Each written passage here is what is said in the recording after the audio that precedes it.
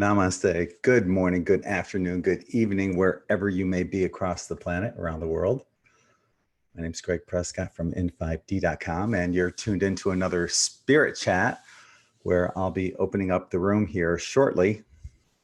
Whatever you want to talk about, that's what we'll talk about. So, took a few days off as recommended by our oracle cards that we had.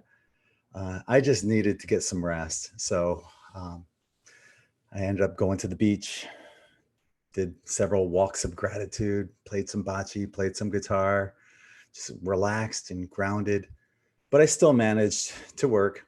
Yeah, I got some videos completed yesterday and uploaded to the in5d YouTube channel. So still managed to get some work done. And I uploaded a new article to in5d as well by one of our contributing writers, Morag O'Brien. So I got in just about all of those crystals I ordered. Remember last week we had Adrienne Goff on. She's a crystal expert, and she recommended all these different crystals for each chakra. So I got everything except the celestial quartz and the tugtuptite. I got better at saying that, tugtuptite. It's not easy to say. There's no way I'm going to try to say it 3 times in a row fast. But I'm still waiting on those. But what I can do now is get started on some of those chakra shirts, because I have basically everything except I can do 5 different chakra shirts right now, which is really cool. So what I need to do is put them in there, put the intentions in there, and get them up and going. So that's in the very near future, maybe as soon as tomorrow. Who knows? We shall see. Here's one of the stones I got. And this is that's the Libyan gold tektite? It's basically desert glass. And they wanted something similar to this size here locally for like $110. And I bought it online for like $40. So this one though, this is the one that I believe Adrienne said you can use for any chakra. It's very, very powerful. So, oh, also, check this out.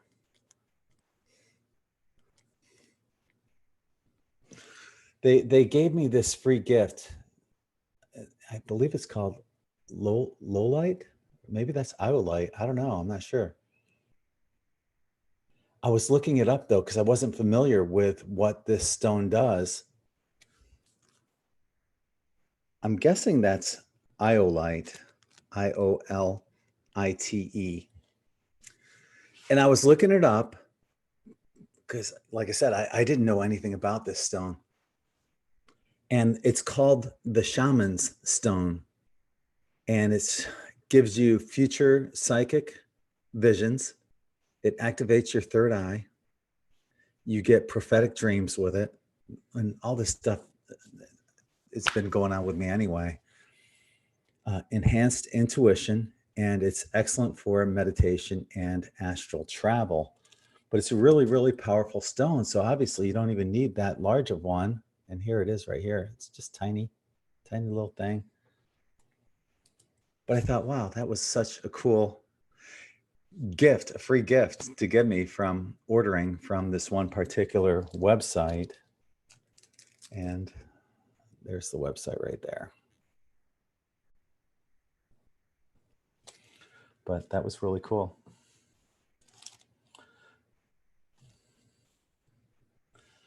So I've got some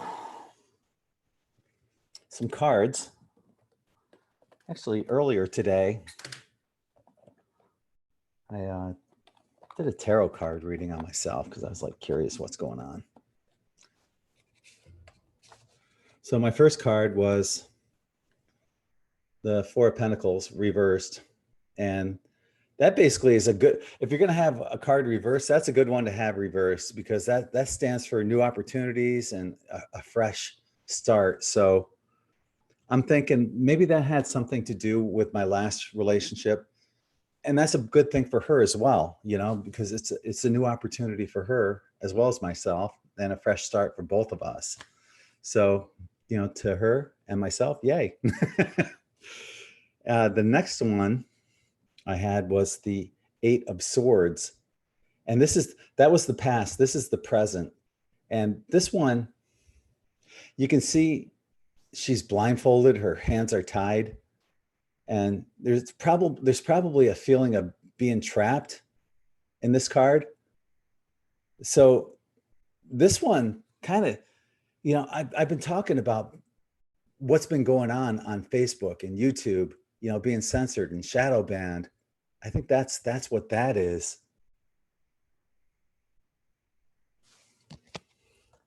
And the last one was a really good card. It's the Ten of Cups. So this is basically emotional fulfillment, new relationships, long-term commitments, family, could be, you know, YouTube, Patreon, Twitter, Zoom, family. Yeah. Reunited with family, perhaps, you know, maybe some family members from my past that have drifted away will come back. Goals accomplished. It's a happy ending. So whatever direction we're heading, it's working, and it's going to work for all of us, the family. So, you know, it was a personal tarot card reading that I did, like I said earlier today, but because of that last card, I felt I had to share this one with you, because it kind of refers to all of us. So yeah, there will be a happy ending. So yay for us, right? Okay, so I drew some cards also. And these cards, I put the intention that, you know, I want the best card for our group that's in our greatest and highest good for any of these oracle cards that I drew. So the first one I'm going to do is, this is from the Spirit Messages Daily Guidance Oracle book by John Holland. And while I'm reading these, if anyone else has cards that they would like to read on air here, feel free to join us and read your cards as well. So the first card from John Holland's deck that I drew is called Take a Moment. And you see her head is bowed down, her eyes are shut. So take a moment. Stop! Exclamation mark. Now is not the time to rush into the decision you're about to make. Before this important decision is made, take a moment to pause and quiet your mind so that you can ask your soul for guidance before you act or move forward. Spirit has given you this card to advise you to have patience. Boy, like everything else, the messages that we keep getting here. Slow down. Slow down, right? Have patience. Trust and know that you'll receive the divine guidance that you truly need. Start by asking your inner guidance, should I proceed with this decision? Then ask yourself, how do I feel about this decision? And finally, if I make this decision, how will I feel about it in 3 months, 6 months, or even a year from now? Remember that your inner guidance is part of you, so use all of yourself whenever you feel the need, whenever you feel you need a little assistance or divine guidance. You don't always have to do it alone or relinquish your power to someone else when it comes to making decisions for yourself. Trust and have faith in the wisdom of your soul. It is and always will be your most valuable resource, one that's always there and waiting for you to ask for guidance to ensure the best outcome from you and for you. So that also, when you look at her picture, you see little butterflies and the transformation, but you also see her with our eyes closed and going within for the answers. So definitely take that time, slow down, go within, look for the answers, take that moment, don't rush into it. So there's chances are there's somebody that's probably out there that's about to make a decision, especially right now during Mercury retrograde. You don't want to make that decision just yet. Really take your time, think about whatever that decision is you're about to make. Go over it 2, 3, 4 times, use that discernment, go within, and you'll get the answer. So the next and final one, card that I have, and then I'll open up the chat room here on Zoom, and let me post the link for that on YouTube. You guys have it now, but if you're watching this on the recorded version, poof, it's gone. Okay, so this time we are using the Goddess Guidance Oracle cards by Doreen Virtue. And the card that I drew for us as a group is Ishtar. So this Ishtar says, love yourself enough to say no to others' demands on your time and energy. So message from Ishtar. A sincere desire to give up service is wonderful. However, there is a distinction between giving of yourself and giving up yourself.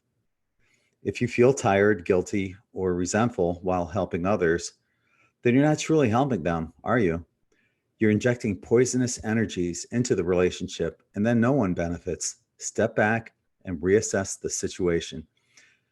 As you respect your own boundaries, others will begin to recognize and respect them with you and within themselves as well. Now, that's a healthy behavior to teach others. So that's an important lesson. If you feel like, and many of us are service to others, I can tell you that my messages are so backed up. I try to answer everyone, and I get overwhelmed sometimes. But I do try to answer everyone. And if nothing else, I try to give a thumbs up or a heart or something like that. But I'm still way backed up on messages. So please understand, I'm not ignoring anyone. And I know there's other people out there that are getting to that point of being overwhelmed. If I'm going through it, chances are someone else is. And if you're going through something, chances are I am too. We're all mirroring and reflecting what we're all going through. So if you're feeling like that, yeah, just establish those boundaries and be confident in it. Know that you're only hurting others if you try to answer everyone or try to take care of everything. If people are constantly asking, taking, and you're giving, and it's not reciprocating, it's a toxic relationship. So it's got to be more symbiotic. So don't feel bad if you create boundaries that limit how much you're actually giving out, because you can only do so much, and you want what you're putting out there to be the best. So on that note, I am going to unmute the room. Yep. And I can hear Maria cooking or something there. You're the first one. Sorry. It's okay. I logged in while I was still at work. So. But yeah, your reading's spot on. Yeah. Which one? Pretty much all of it. So we had the boundaries and taking a moment, basically going within. Yeah. Both. So you're like today I went to the local park at the lake and took pictures of frogs and just that was my lunch break. And of course, you'd be proud of me. Today was nothing but fruit. Yeah. Atta girl. Good. Yeah. That's that detox. That's something to be proud of. Yeah. So, yeah. Good. So Desiree, I see you're wearing a really cool looking shirt. Yep, I got it today. Look at that. Awesome. The beacon of light. Yeah, so the backside looks like Yay. It's pretty cool. You can make it a dress too. Yeah, you could wear it to the beach if you wanted to, like a cover up. I wish I had the beach around me. Oh, a lake or, The stream, polluted river, yeah. right? Lake Erie. I don't know. Illinois River, the Missouri River, yeah, whatever they call it. Peoria Lake. I wish we had a lake, yeah. Right. They're more like private lakes if they are. It looks great. Try sleeping in it tonight. I will. Well, I was really feeling ungrounded before, and I had a feeling when I came back from the store because I went to go get some vegetables and stuff because it's my daughter's birthday, and I just went to the store and I came back and I was like, oh, I need to go check the mail. Someone told me to check the mail, and I was like, I got it, and then I was like, oh my god, it said Gregg Prescott on it, and I was like, oh my god, and I rushed home and I opened it. I was like, oh. I smelled it. I was like, I smell the beach. So I put it on, went outside, took a picture real quick, and then all of a sudden I started getting these weird messages. And Diane will tell you, her and I have been communicating back and forth about the forest guys, or the nature guys. And I have some in my little forest area too. So we've been communicating. Awesome. And so I've noticed the energy has been really, really harsh since I opened up here. Since I opened up this porthole here. And oh my god. Nice. It's still here. So what I did is I actually put the tower underneath it to ground it a little bit more, the chemtrail buster tower. And then it's on my Facebook. I posted videos, and in our little group that you were added to, the creator, whoever created Masters it. of Creation, I think. Yeah, amazing. Something like that. And I posted videos in there. My daughter and I went around in the woods and putting orgone pieces in the woods to ground this energy. Nice. So hopefully it gets a little bit more leveled out. The Schumann resonance right now is 13. It was at 11 earlier, but yesterday it was around 20, 21 to 23. So the energy's been really crazy, but today it was crazy at first, and then I got the shirt, and then all of a sudden everything started mellowing out when Diane starts. Diane's the one that actually told me to start going outside and grounding the grid. So I did. So yeah, there's a lot of energy. Yeah. Oh yeah. I was looking at the Schumann resonance earlier today, and I'll just do a quick screenshot of it. This is what we're looking at right here. And you're right, it went up to like 20 something throughout the past 24 hours. And the frequency was 825. And what we're looking at on the actual chart itself, we're still seeing these lines at 16. Here's one at 20, and there's a faint one at 24. These, in my opinion, are dimensions that are coming through. So we're seeing a lifting of the dimensions, and we're seeing these like mini spikes going bam, bam, bam, bam, bam, bam, bam. In the past 24 hours, approximately 12 hours ago, almost to the minute, they started beginning. And then they kind of tailed off about 3 o'clock today. So that's what we're looking at on the Schumann. But yeah, it's important now more than ever, get out and ground, because man, I can see people losing it. I posted something, and some of you guys that follow know what I'm talking about. I posted something on Facebook recently about spirit chat. There's this chat tonight. Be sure you join it. No. It was well, if you actually go back a little further. Oh God, it's the Michael Jackson thing. Well, I was going to go back even further though. You stirred up a whole bunch of yeah. Yeah, it started off with up, Madonna. You opened the gate. Yeah. And oh my gosh, I was shocked at how many people got mad about that. If people didn't like that enough, then I posted about Michael Jackson. And boy, that really set off a lot of people.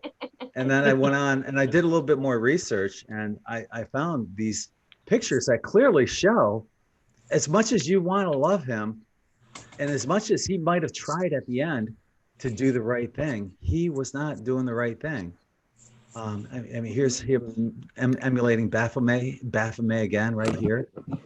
And honestly, Baphomet really, he looks intimidating and Satan. He's not really even satanic. I don't even think he's worshipped in the Satan circles. Don't quote me on that, but I think he's more of a Gnostic creature or pagan kind of pagan entity from oh gosh, like was it the Knights Templar days? Yeah, from Ireland. So and then I went on to research some of the lyrics, and both Madonna and Michael Jackson had some pretty, Michael Jackson saying he even sell his soul to the devil, and Madonna saying that, the devil's here to fool you. I can show people the pictures. I can show them the lyrics, but they just want to go, la, la, la, la, la, la, and cover their eyes. La, la, la, la, la, la. I don't want to see it. Don't want to hear it. La, la, la.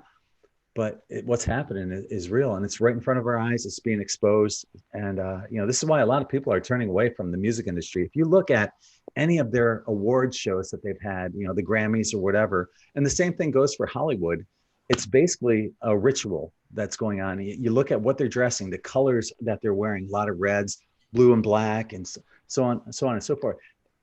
They're dressing up as certain people. They're portraying certain colors. They're sending all these subliminal messages through these award shows. So, it's no wonder that the ratings have dropped horrendously, throughout the past years, because people are waking up to it. And that's what this is for. And that's what we're here for. By posting that on my Facebook page, it is waking up to people that are just awakening, that are going through the truth movement. And there's a lot of us that have been doing what we're doing, for years. Myself, N5D goes back to 2009. I've had websites since 2008, but I've always had that helping hand, reaching out to people who are just awakening. And now more than ever, more and more people are awakening, and they're going to be questioning things like this. But eventually, what they're going to be doing is questioning, why am I here? What is my life purpose? And that's where we all come in. We kind of guide them. You can't give anyone answers, can't enlighten any of them, but we just kind of guide them. And that's what N5D is here for. So to the people that criticize me and question my spirituality, I love you. And maybe you want to question your own as well. And yeah, I do question mine all the time. And thank you for the reminder. But, there are us galactic warriors that are here to reach out those helping hands. And there are those who are the beacons of light that are just maintaining and holding that energy and grounding that space. And we're all on the same team. There's no argument. So let's just all work together. It's going to be amazing, the outcome. And as I just saw, this is the outcome, 10 of Cups. It is magnanimously fantastic. So can't wait. We're just riding it out. So I'm gonna open up the floor to everyone else. I'm done ranting. Honey, and over there shoving that pizza in her mouth. I told you I was hungry, man. Yeah. Man, I've been busting my butt on this computer all day. After going for an interval, hell yeah. So I see some new faces here we have that haven't talked yet. I don't think, Jody, you haven't spoken yet, have you? No. Well, you're going to speak now. How are you? Welcome to the N5D Zoom Spirit Chat. Thank you.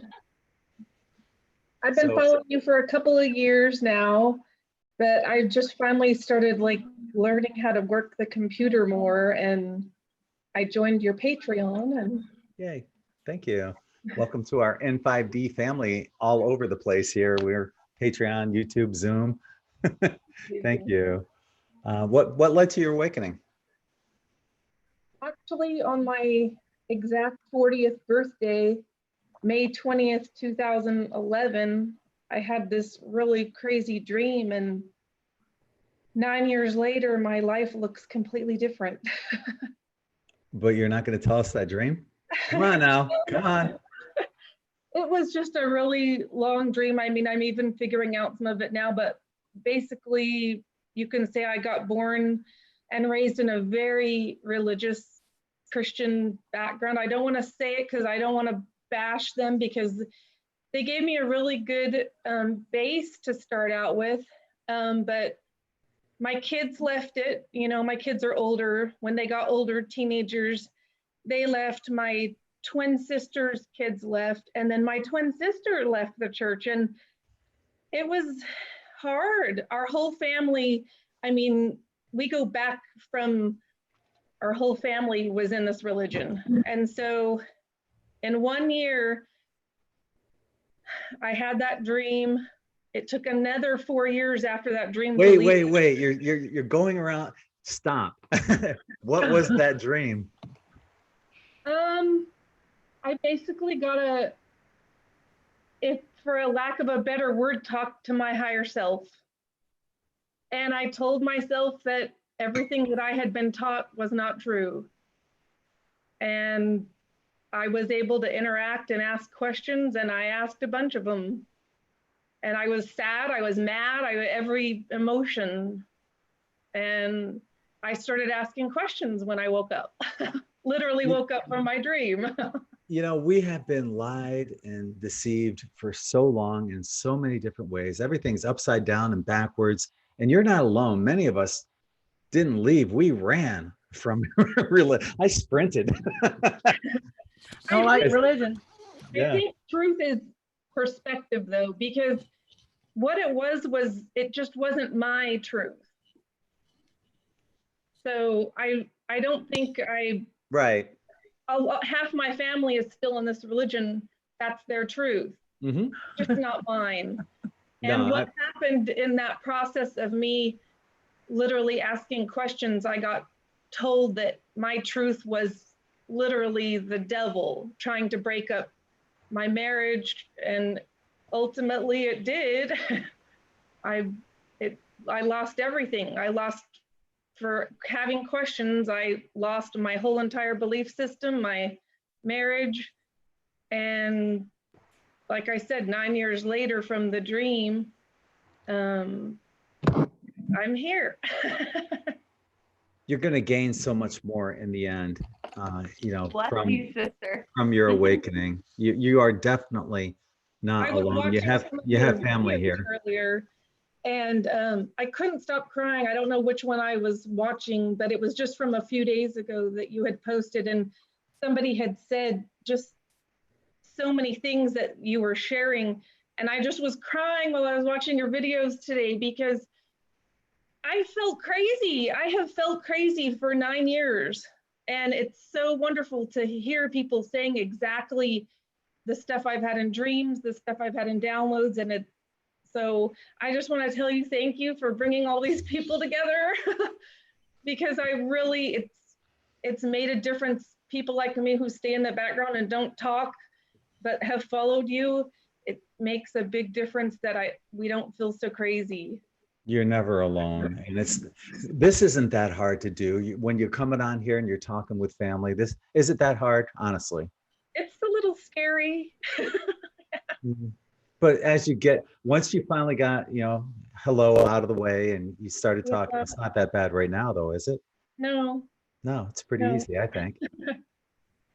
So yeah, that's awesome. But you know, I'm excited for you, and we all feel what you've gone through. We've all gone through the same. My parents are Christian; they're Methodist, and you know, they still go to church every Sunday and all that stuff. But I don't love them any less. They don't love me any less. They know I'm not religious, and they don't ask me to go to church with them when I'm down there on the weekends. So it's a good understanding, you know. It's my twin sister too. She left the church 5 years before I did. I give her credit. She didn't pressure me, you know. She just let me take my time waking up, and so we thank heavens we have each other.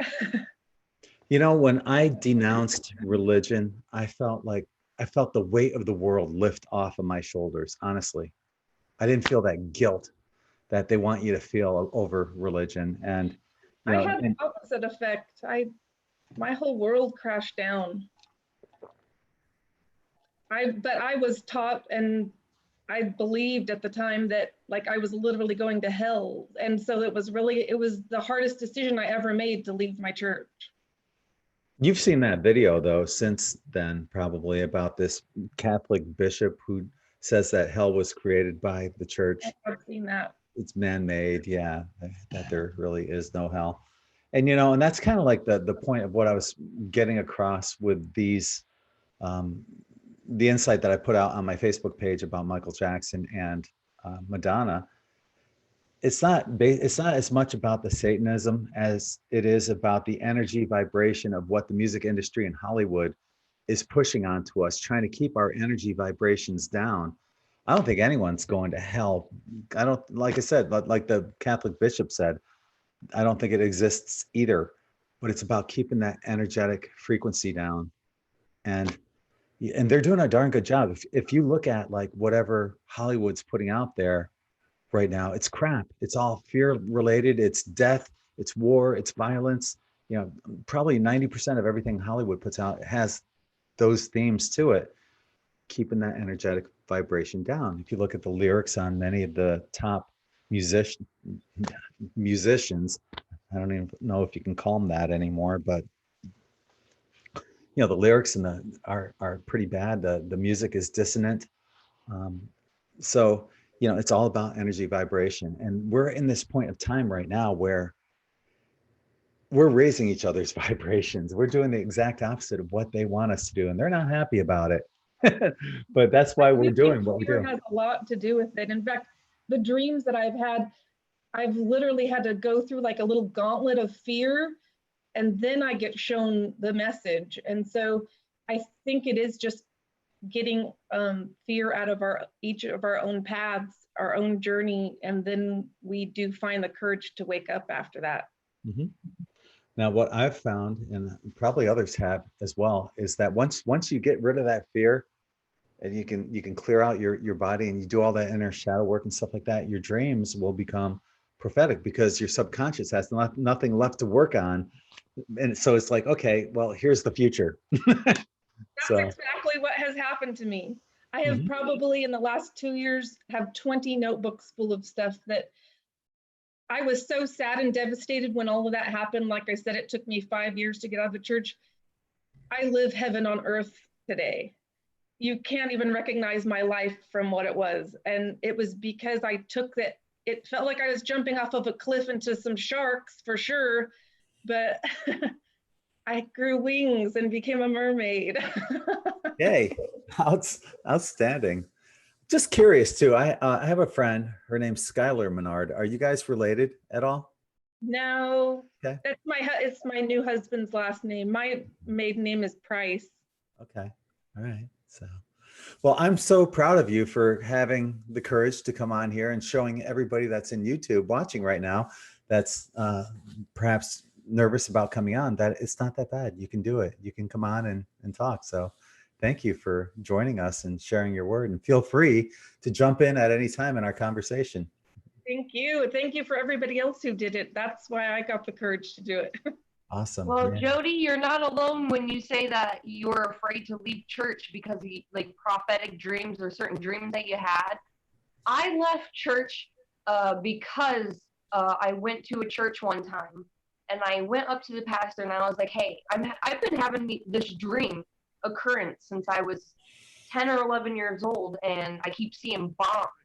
I keep seeing, you know, this big golden city, and and everybody that I know is in it that's really high vibrancy, or like we're in a big story building, and I'm on the top level, and it's glass, and I can see outward, and there's huge robots, and there's bombs coming in, and like weird like people moving around, and I told the pastor, and he's like, oh, that's not gonna happen for another 2,000 years, and blah blah blah. Your dreams don't mean shit. And I just looked at him like, okay, thank you. That's a confirmation, and never come to your damn church again. So I don't go to church anymore because I've learned to worship the ground that I walk on instead, and use church, the Creator, as a church. And today, after buying the shirt and going out and grounding myself. I after hearing a barred owl confirm everything today, what was exactly what I needed to do, that is exactly what the process I needed to do. You know, just by listening to your inner self and listening to nature by, you know, just by yourself and listening to your inner conscious, that's God speaking to you. So I congratulate you on coming out and congratulate you from leaving church and, you know, finding your own self and finding who you are and your own family. I congratulate you on the walk that you're going. I think we're all just Keep going, doing sister. Thank you. We're all just going and awakening on our own journey. The people I left behind, you know, most of my friends that were that religion don't talk to me anymore, but they're on their own path. I don't have any judgment towards them. Jody, Well, you that know, means they were on the same wavelength. Jody, you know that Yeshua, i.e. Jesus himself, was completely and totally against religion, right? Yes, I do. In fact, in my dream that I got to talk to myself, that was the first thing I asked, was Jesus even real? Because I was so angry that I had believed this I'm a grown woman. I'm reasonably smart, and yet I felt so duped for 40 years. And so in my dream, I told myself that, yes, he was a real man, and so was Mary Magdalene, but they never wanted a church after them. It was really just about love, and it just confirmed everything I already felt. Honestly, personally, I believe him and Mary Magdalene were married. For Yeshua to be legitimate and all of that within the Hebrew eyes, he would have had to be married to be called rabbi. I mean, they killed him because he was of the Melchizedek and religion, and not the Pharisee or Sadducee, not religion, but sect, instead of Pharisee or Sadducee, which those are not religions. They are, Pharisees and Sadducees is where the Kabbalah comes from. I think the message, Gregg said it really good in one of his last videos. It said, every Bible should have 4 words: love everyone and respect everything. And That's I it. Yes. love bingo. Yeah. That's all that matters. Honestly, love and respect. Everything else Yep. will work its way out. You know, honestly, I am one of those people that I don't believe the Jesus story. There's just way too much proof that it's just a repeated story told time and time again. I have an article called "Jesus Fool Me Once, Shame on You. Fool Me 9 times, shame on me." But it just shows you, you know, and I'm not here to convince anyone. I respect anyone that believes in Jesus. My parents love Jesus. And, you know, if you love Jesus, that good for you. I'm not here I to. don't think the story is real. I think maybe the person might have been, but not the story. Maybe. Yeah, the story is the same thing. It basically boils down to, you know, born on December 25th to a virgin mother, 12 apostles, See, that's religion. died on the cross, resurrected after 3 days. Here's just from the article. Here are some of the people just that were born of a virgin, not necessarily that had all the other attributes, but there's more than 9 right there. But here are the 9, you know, that share the same story: Horus, Mithra, Attis, Buddha, Dionysus, Heracles, Krishna, Osiris. You know, it's basically the same thing. And it's just, all right. I call me gullible, but or not gullible. I'm not buying it the 9th time around. It's no. So, but you know, I do the stories that are told, the parables, and you know, that stuff anyone can. When he said, you can do all I can and more, I believe that. I believe that we're here to open up all the codons in our DNA, and we will do more. So it's going to be interesting to see how it all plays out. Like I said, I'm not here to convince anyone. If you love Jesus, that's great. And if you see things the way I do, that's great too. It's not a competition. It's not, you know, it's just what you believe in. If you're comfortable in your beliefs, that's all that matters. love everyone, respect everything. That's it.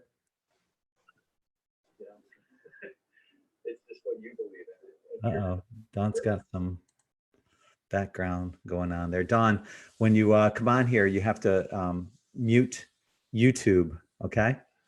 Or else, because we're ahead in time. YouTube is in past time. We're in future time here.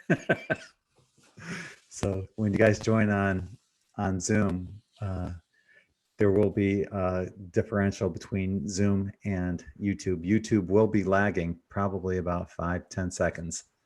So as long as you're muted there on YouTube, you're good to go here.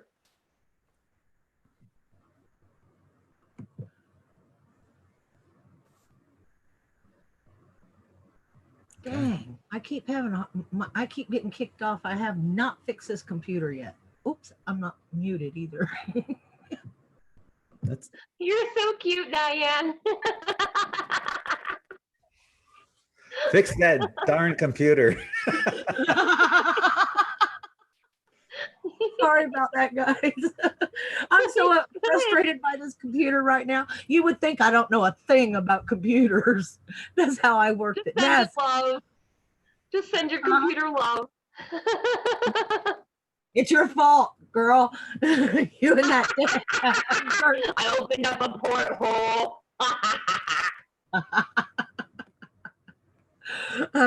We have been having a blast, Greg. Enjoying all these all these crazy waves of energy that are coming with downloads from the big guys, and they told me to tell her that she needed to go into a set of woods. She knew which woods that she needed to go into, but she needed to go into a set of woods and ground. And I told her, and she's like, she sends me a picture, and it was exactly what they had shown me. And I started showing her. I said, let me download this and look, and I'm looking, and I start circling things that I wanted her to look at, and she's wigging. Tell her what you saw. Tell him what you saw. Oh, yeah. Well, she started saying, you need to go to this place and this place and this place. This log is a certain sacred area, and this log. And I'm like, oh my God, those are the logs I sit at. And she's like, oh, there's a walking space here. And I was like, I walk the woods over there all the time. There's a little area to go sit. And she's like, oh my God. And we both start wigging out. Like, and then like the big guys just start sending both of us energies. And it's just kind of crazy. She told me today to go put the organ outside to ground the grid.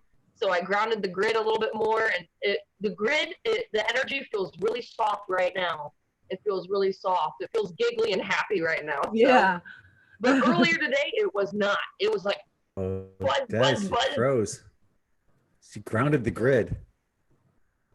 Yeah, she had it flowing in, like she was trying unconsciously, she had it flowing in a 3-6-9 pattern, but her daughter Peyton was part of that pattern, and Peyton's not old enough to maintain a grid like that. She needed to take Peyton, because her energy seemed, this is the way I was feeling it. Oh, I got goosebumps. Her energy was trying to cover Peyton instead of allowing Peyton's energy to be part of the mechanics of it.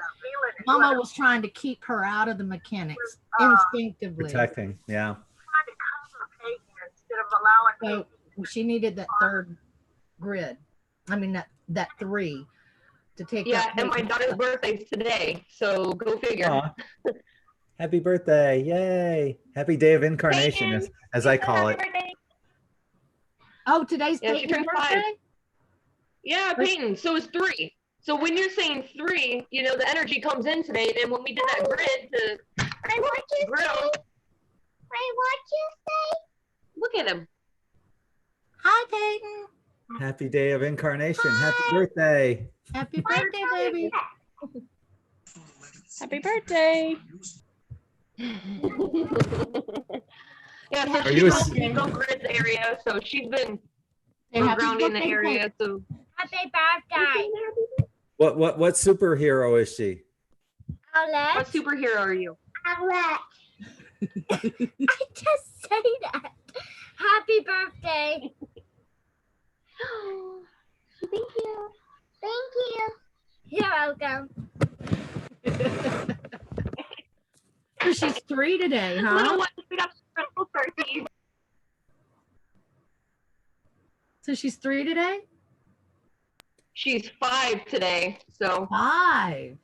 so Okay. it's in between, yeah, the 9 and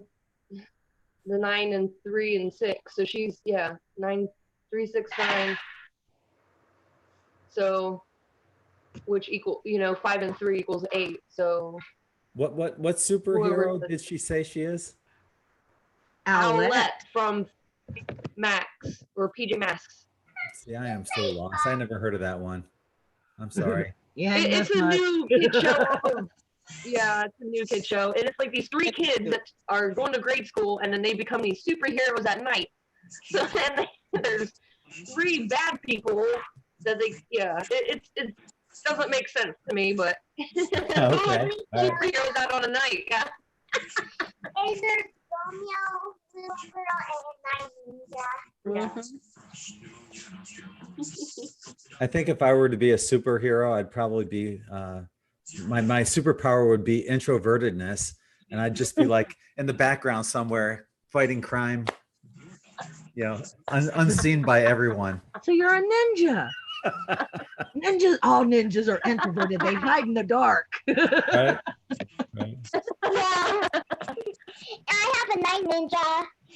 I have a Night Ninja toy.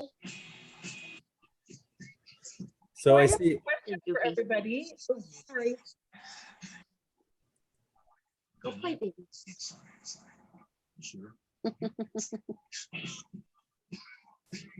So Dawn, you're joining us here. Would you like to say hi to everyone? There's 2 Dawns. Dawn? I think you're muted. Which Dawn? I'm sorry. Dawn Marie Peterson. That's me. Yes. Yes. Present. Hi. Hi. Hi. I wanted to tell you, thank you very much for my shirt. I got a major Shazam from my husband in it. I've lost 60 pounds in the last year. Oh my. And it is now the only shirt I own that is not 4 sizes too big. And he told me, buy more. Awesome. Congratulations. And then the last part of what I wanted to tell you is thank you for being you. Well, in La Catch Alakim, thank you for being you. Absolutely. It's all I know. Too much for some, not enough for others, but I'm totally okay with it. So tell us what led to your awakening? It's kind of funny you ask. I've kind of been on the path for years, and I get diverted. I get distracted. Some things take over in life, and I get taken off my path. And I always get drawn back in. And you guys probably can't see it, but it looks like someone tried to decapitate me about a week ago. I had kind of some major surgery to get my voice back. A week ago? Pardon me? A week ago? Yeah. Wow. Quick recovery then. To be able to speak. I haven't been able to speak for almost 2 years. No kidding. So, wow. Of course, they removed a 6-inch. The left side of my thyroid had grown 6 inches, and it's only supposed to be like 1.2 inches. So anyways, they removed that, and my voice wasn't doing well, and I just can't live with not talking. So I went back and had another surgery, and you can hear me now. But I woke up from surgery certain I had received some downloads. And I don't usually talk to this about a lot of people because I believe what I believe, and I don't need to convince anyone of it. You can tell us. We'll believe you. And so I just woke up and I'm like, why do I have knowledge I don't remember having? So what did you get? Wait. Okay. So what did you get? What knowledge? It's about healing. And I woke up with words, pure Reiki, pure heart Reiki. And I'm being told that I don't need anyone's permission to distribute healing. If they're not open to it, they won't take it. You know, it won't go. And I had gone through Holy Fire Reiki, I don't know, back in 2014, 1 and 2, Holy Fire Reiki 1 and 2. And I never really bought into that I have to have the symbol. I kept looking at my teacher and saying, I do this with intent. I don't need a symbol that somebody's going to scold me and tell me I didn't draw a curve, you know, curvy enough, or I didn't put a dot in exactly the right. I said, this is intention. I can think it, I can will it, you know, I can put it out there. I can send it across space, you know. And I finally got a hold of her because I knew her when I was in California, and I'm in St. George, Utah now. And I got a hold of her and I said, Judy, I got to run this by you. I don't know if I'm losing my mind, or is what I'm feeling and are the voices in my head real, you know? And so I told her, and she kind of confirmed. She says, oh, honey, she says, you not only downloaded, you had more of an awakening. You've been woken up a little more. And so, you know, I ran across you. I don't know. Judy is my friend, and I found you through her several years ago. And I just, for whatever reason, one of your posts came through one day, and I said, well, I don't really have much to say. I don't really want to go out there on a ledge that, you know, let me just show up and attend. So I've done that probably half a dozen times. And today's the most I've spoken. There's been a lot of people that are in your shoes that are watching right now. Look how easy this is. We had both Jody and you come on and talk, and it's not that difficult, is it? No, it's not. It's just when you're still looking around going, am I losing my mind? You know? And that's just some self-doubt that isn't really mine. I'm very courageous and brave. As my mother used to say, you're the bravest child I've got. And of course, being the only daughter, that pissed my brothers off. You know, I just, I'm not looking for confirmation, really. I know what I know, and my gut is my strongest tool. And sometimes I just start saying things, and then I look around and go, where the hell did that come from? You know? And so, yeah, that's my journey so far. And that's a cool story, what you told about, you know, when you were under, you got this download, and then all of a sudden, bam, you know. Well, and why am I waking up from anesthesia after being out for a little over 3 hours? I am waking up from anesthesia with pure heart Reiki in my mind, giving me permission to heal, and that we're in a place where people like me who, you know, don't necessarily make people go, ooh, but I'm able to share, I'm able to reach people that maybe someone you couldn't, because they look at you and see you as, you know, maybe a little further out there with a lot more knowledge than they have or I have, but I'm catching up. So it's almost like I'm on a level where I'm meant to reach a certain kind of people to help bridge. And then the funny thing is, my husband, I have never really discussed any of this stuff with him. We got married in 2018, July of 2018. He's 70 years old. I'm 58. And I just never really discussed this with him because he doesn't believe in anything. You know, he's prove it to me or show it to me, or, you know, rolling his eyes, you know. So I never really discussed it with him. And I have always referred to the universe. When things are right, the universe will let it happen. If you have to fight and work and struggle to push or exert your will, it's not right. You know, slow down, stand back. And he's always told me, you know, things just work out for you. How does this happen? Well, because I believe they will. You know, I put it into my consciousness that this can and will happen, you know. Every morning I go out to start my car, it starts because I believe it will. He goes out to start saying, that car's not going to start, it's too cold. And guess what? It doesn't start. I go out there with the keys and it starts right up. But he is to this point now. he looked at me a couple of days ago and he said, you know, maybe there's something to this universe stuff. And I went, aha, I reached you. So. How often do you catch yourself saying, thank you, universe? Oh, all the time. I'm always talking to the universe.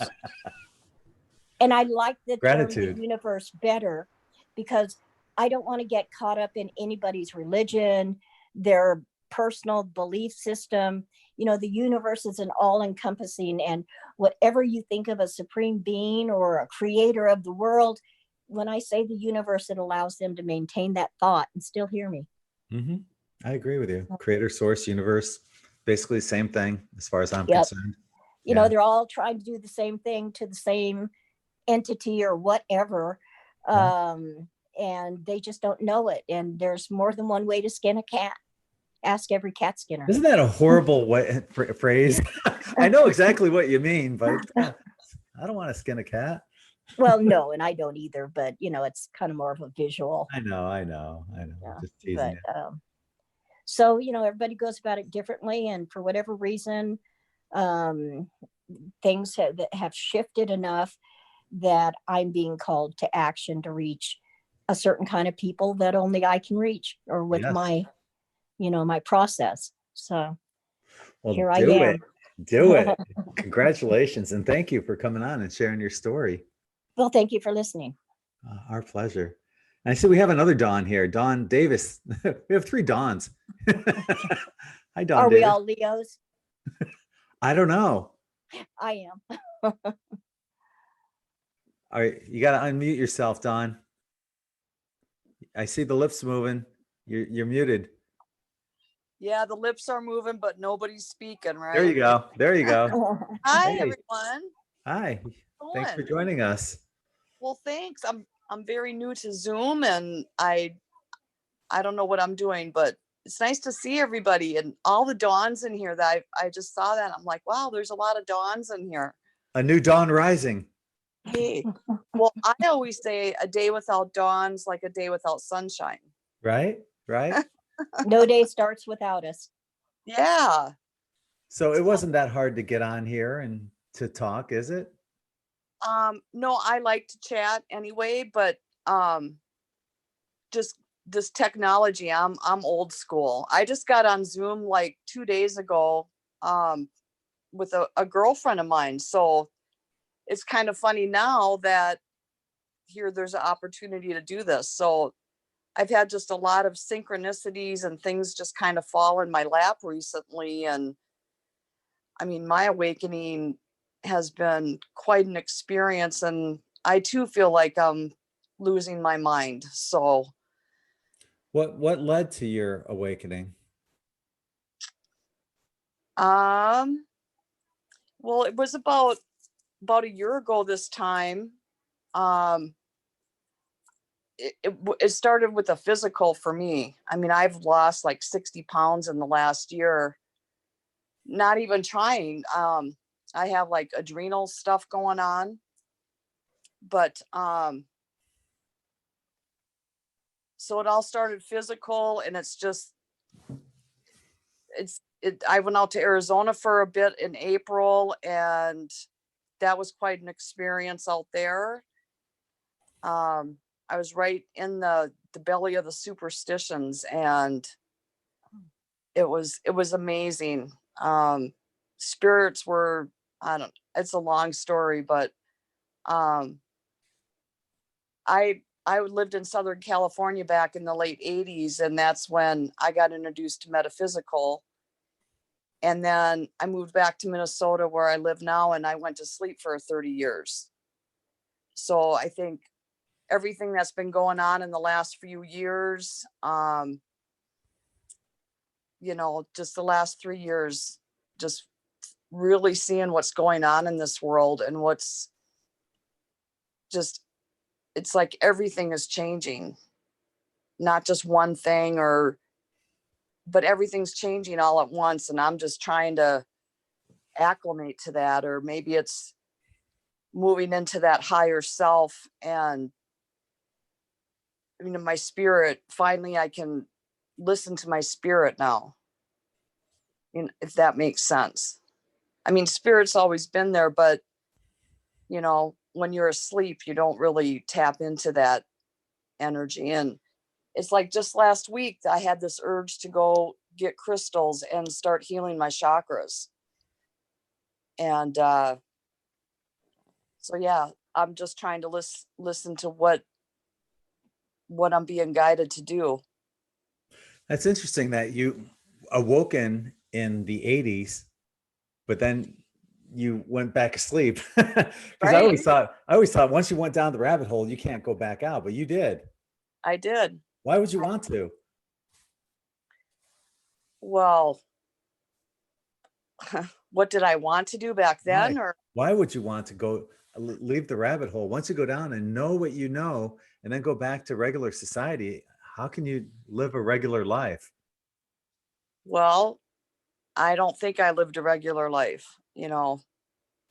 I just, you know, I had a career, I had a family, and I think when I moved back to Minnesota, there wasn't the availability or the resources back then to continue, and not like Southern California in the late 80s, man. It was amazing there, but I don't know. I think fear, doubt, you know, my spouse at the time, he didn't believe in every, you know, he just said, oh, you're crazy. And, you know, and yeah, I don't have a good answer for that. I guess just life, just But trying to fit in and trying to do the right thing. And I don't know. But even so, something happened and I could hear your accent when you said Minnesota. But something happened in Minnesota 3 years ago that led to this awakening. I know you said you had adrenal gland issues, but was it something outside of that? Yeah, well, I don't know if people know about the Q movement. Yep. That's when I really became awoke. I was never into politics. I was never, you know, I didn't vote. But I got turned on to YouTube, and this first YouTube I ever watched was this person that was abducted came back and told their story. And that led me to other channels on YouTube. And I got introduced to the Q movement. And this was like in December of 2017. And that's really what awoke me to what was really happening. And, you know, with the president and all the stuff going on. And yeah. And I'm not very techie. I don't do you know, my own channel or anything, but just all the information, the truth, you know. And I think that led me to other things, to realize that, you know, living in this bubble, living in this little box, if you will, there's just so much more out there. You know, and I am totally with you on that. The Q, you've seen the Q map, I'm sure, where, you know, it shows you the Great Awakening. It shows you everything that's going on around us, including 5D Earth, you know, Pleiadians and everything. It's all on the Q map, called the Great Awakening. And a lot of people are waking up through the Q movement, and eventually they are going to question themselves, and eventually they're all going to end up here or places like in 5D, you know, looking for answers. And we're going to be there with open arms and reaching out a hand. Well, I tried to red pill people, and I lost everybody, my siblings, everybody. And I'm here for the aftermath. And that's why I got to get right. Not right, but I have to get healed, and I have to get balanced, because when stuff starts happening, people are they're going to need help. They're not going to know what's going on, you know? Yeah, especially when those sealed indictments get unsealed, which I believe will happen in June or sometime around that time period. I think Well, it's going to be June though. it's gonna be a hot summer. Yes, yes, yeah. And you Uh, know, as I was mentioning too, you know, I recently posted about Michael Jackson and Madonna on my personal Facebook page, and it talks a lot about their symbolism, and it's exactly what Q's been talking about. Their symbolism will be their downfall. yep. And you know, I've learned so much through this truther about the Luciferian, about the reptilians, about the Palladians, about, you know, I was always the weird kid. I was the one laying in the backyard when I'm 5 years old saying, why did you leave me here? I just never fit in. And but there's just I've learned so much and I've forgotten so much, and you know, I'm just hanging on for the ride. And I'm all these things in the last 6 weeks of my life, there's just been so much coming. It's just hard to handle sometimes. And I just recently discovered you, and I really dig the stuff you talk about, because I've been so alone, very isolated. You know, I have about 6 people in my life right now. And I mean, I'm an Aries, for God's sakes. I want to be around people, but yeah, Yeah. it's lonely. It's lonely. Well, I'll tell you what, Dawn, a lot of us, you know, and we were growing up rebels, loners, you know, the black sheep of the family, Oh, the yeah. round peg that wouldn't fit into the square hole and didn't want to. We're like, we're going to make our own hole over here. You know, a lot of us are in that page, but this is what we're also doing, is we're finding each other through our resonant frequencies and through our vibrations. We're finding each other, and this is the family that we're supposed to have. Yeah. And I'm still like a newbie, because it's like my ego is still there, and you know, it's the self-doubt. And I mean, I have a lot of ideas that, I mean, I'm starting to massage, and I want to heal people that way. I just have so many things. I don't want to take up time if other people want to speak, but it's just been incredible, and it blows my mind, because, you know, then my ego wants to get in there and say, oh, this is just BS, and oh, you know, maybe you had a couple too many puffs and you're just being delusional again, you know. And so it's hard sometimes to just dream big, you know, because I know I'm still limited, and I'm trying to break through that. You know, the way I see it, it's kind of like being at a buffet and loading your plate up. You know, it seems like, man, there's a lot of food, but you know, forkful by forkful, it all goes down. And sometimes Right. it might seem overwhelming, but you'll digest everything, and you'll be out there. You already are right now teaching others. Believe it or not, you are teaching. Right now, you're teaching people on YouTube.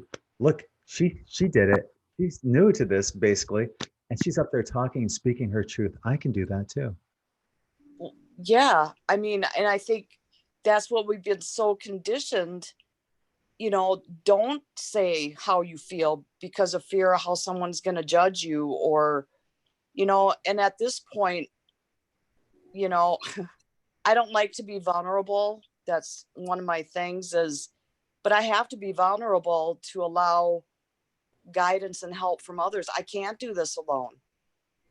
I mean, it's, you know, it's so much easier just to pull that veil back down. But like you said, Greg, it's like, I don't want to pull that veil back down, and nobody can do this for me. And I have to go through whatever, but I have to put all my trust in the universe, and I have to put all my trust in my spirit inside, because I can't ignore it. I don't want to turn a blind eye and just think I'm crazy. Let me ask you this real quick. When was the last time you surrendered and just fell back and said, universe, I'm in your arms? And Have you done that yet? I've said the words, but I don't think the full intention was there. It was always that I always had that doubt, like, well, what if I know you know, my and again, I don't mean to talk, but you don't understand how it's like letting this cork out and speaking this. It's just I can't stop, but I will when you tell me to. But just a couple more things is when my physical started changing last January, my body rejected the pharmaceuticals I was on. It rejected my piercings. So I haven't been on any pharmaceuticals for like 7 months, and I'm doing natural, through supplements like magnesium and just a lot of different supplements and some kinesiology, the muscle testing, and just the amounts of information and things that have been put in my path the last 6 weeks. It's like, I guess they're uploads or downloads or whatever. Because I don't ever want to put another synthetic chemical in my body like that ever again. Because I think that's what kept me asleep too, And the other day I had my chart done by a friend, and it was amazing to see how right where I am right now is exactly where I'm supposed to be right now. And just to accept that, I think that's putting my full trust in the universe and trying to challenge those questions that come in when the fear comes in. It's like, my friend said, you just need to sit there with that. And I, even some automatic writing, there was this one phrase I wrote down. It was like, don't let those thoughts make form. So I really do have the ability to, when those thoughts come in, I don't have to give them substance. So they're not going to dictate what I do, if that makes sense. So what do you do with that now? All that art with this behind you? Pardon? Did you create all that artwork behind you? Yeah, they're just pictures I've colored. That's pretty cool. Well, yeah, if you like mandalas, like little mandalas that I colored too. Okay. Like little mandala things. Yeah, I have a sunny book. Okay, go play, baby. You're more awoke than you think you are. Then, if I mean, those might be from like coloring books or something, but the way you colored them, the energy of them really tells you something. They're messages that are linked in there. Yeah, that's cool. So, I'm an artist, so I could pick up on that. I could see messages there. Like there's time loops that are behind you. There's different types of, fractal images that are there. That if you sit and meditate it with long enough, it can really help you heal certain parts of you. Interesting. I agree. I was seeing, that's why I was all up on the screen like this. I was seeing all kinds of stuff in there. Oh, yeah? Yeah. I was wondering what you were doing over there. I'm half blind, okay? I see so much light that I think I'm going blind. You. Yeah. Yeah, you're far more awake than you think. You're sitting in, you're riding down the river of the Nile. And in the Nile, there's big crocodiles. Get it? Riding down the river of the Nile. Okay. Yeah. Okay. That's one of the rivers, isn't it? Yeah, that's the river by Egypt there, Yeah. But yeah. Mom, thank you for sharing all that, because you described almost half of what I'm going through, your feelings and emotions. I really appreciate you sharing that. Well, we just got to come together. I mean, I think we're all part of the collective, and we gotta, I don't know. we got to just send our light, because there's just so much bad, well, not bad. See, I'm still in that paradigm of good, evil, right, wrong. And there's just some negative stuff out there. You know, I gotta make my light stronger so I can be a light for other people too, but especially for myself, because I don't want to be in the dark and I don't want to be alone. So thanks for listening to me and letting me share. You guys don't know how much it means to get it out. So everybody speak. We appreciate you being on here and telling your story and having the courage to do so. Mm-hmm. And I have just one more thing. I just recently met 2 women, and I didn't really know. We connected. We went to this rock shop to get crystals, and there was this gal there, and she looked at us and she goes, "You guys are soul sisters." And we've only known each other, but we instantly bonded. When 3 of us are sitting in the room, it's like this weird kind of vibration energy. And that's where all these ideas, you know, one is learning to be a Reiki master, the other's an astrologist, and I want to do touch healing massages. That's what I do. And we're just talking all these plans about getting a place, a shop, and we could just work together, our energies together. I mean, and yeah, these are just fantasies or potential possibilities, but man, that would just be sweet. But I haven't connected with 2 women like that ever in my life, where there's no jealousy, there's no competition. It's like, hey, I'm glad we finally, you know, I'm glad we met, or it's about time we connected. Let's get on, let's get busy. So that's why I just, you know, getting balanced within myself. So however I can be a conduit for source. Just talking about it is helping create to manifest the creation. So yeah, so it's all about listening to it, trusting it, and then, but because I don't all the time, I get doubtful, and then I crawl back under, you know, the blanket for a little bit, because I'm just, you know, scared, or I was told I have to work on my confidence. well, your goal tonight, this is what I would like you to try or do, is to surrender completely and just see where that leads you. Okay. All right. I will. Do it. Surrender.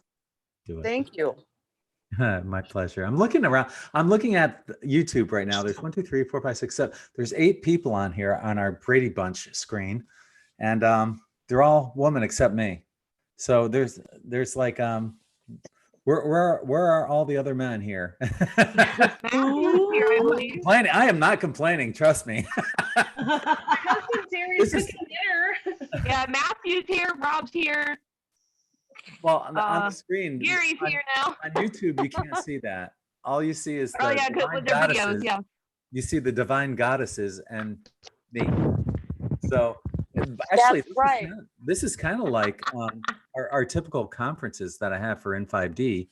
There's usually about 80% women that go there, and only about 20% men. And out of the 20% men that go, probably half of them are gay. So there's probably only 10% heterosexual men. There's not a lot of straight men in our genre, but we're finding more and more, and you know, and more straight men are coming out and saying, "Hey, yeah, I can show that I have a feminine side, that I can still be a man, and have that soft side to me." My daughter's the one that brought that out in me. She, you know, with her little puppy dog eyes and her little, you know, angel voice and stuff like that. She had me wrapped around her little pinky. But, you know, she showed me that soft side, that inner child that I haven't seen since I was a kid. But now we're starting to see more and more men, you know, both straight and gay, just coming into this. I think that the gay men probably have a better grasp of the divine feminine than the heterosexual. But many of us, I'm trying to get that point across to the heterosexual men. It's okay to show that soft side, that, bring out that inner child, to show that, you know, it's okay to cry if you wanted to. You know, it doesn't make you any less of a That's man. right. And chances are your woman's probably gonna dig you a hell of a lot more by at least being honest with yourself and true to yourself on who you are. So So it's okay for men to become more feminine, and it's okay for women to become more manly in that sense. Yes. more of a balance between both, right? I get it. I've noticed the In other words, manliness it's okay about to go looking myself for lately. Bigfoot.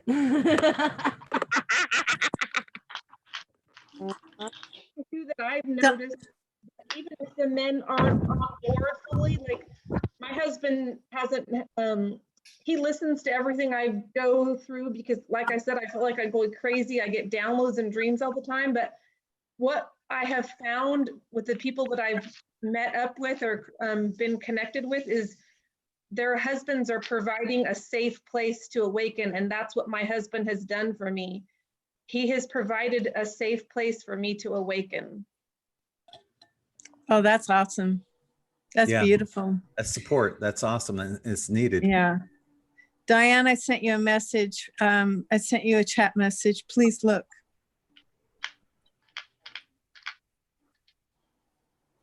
So, hi, everyone. Sending you all love. Hi. Hi. Hello. Hello. Sending you love. I sent you a chat. How do I? Oh, okay. Just look down at the menu, find the chat. You'll find it. Okay. It's in reference to helping you. Just that's all. Thank you. This is You're odd. welcome. I see two Gary Halls here. Uh-oh. Wow.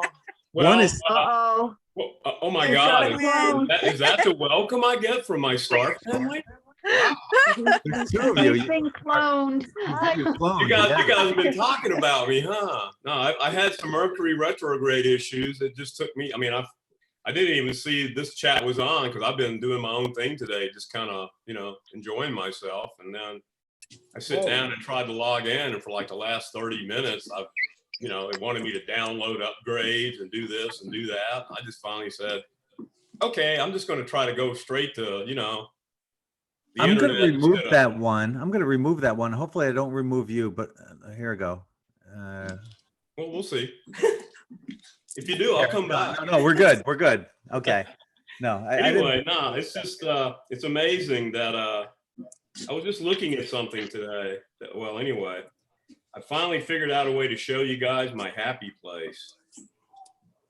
Because we've been talking about water worlds and stuff like this. Can y'all see that? Oh, cool. That is nothing between me and the, well, there's me, there's the ocean, and then about 3,000 miles away, there's Japan or Formosa. It was Kwajalein Atoll in the Marshall Islands. It's about a mile, about 3 miles long, about a half a mile wide. It's basically Gilligan's Island in the middle of the Pacific. It's right on the equator. And it's actually artificially ahead.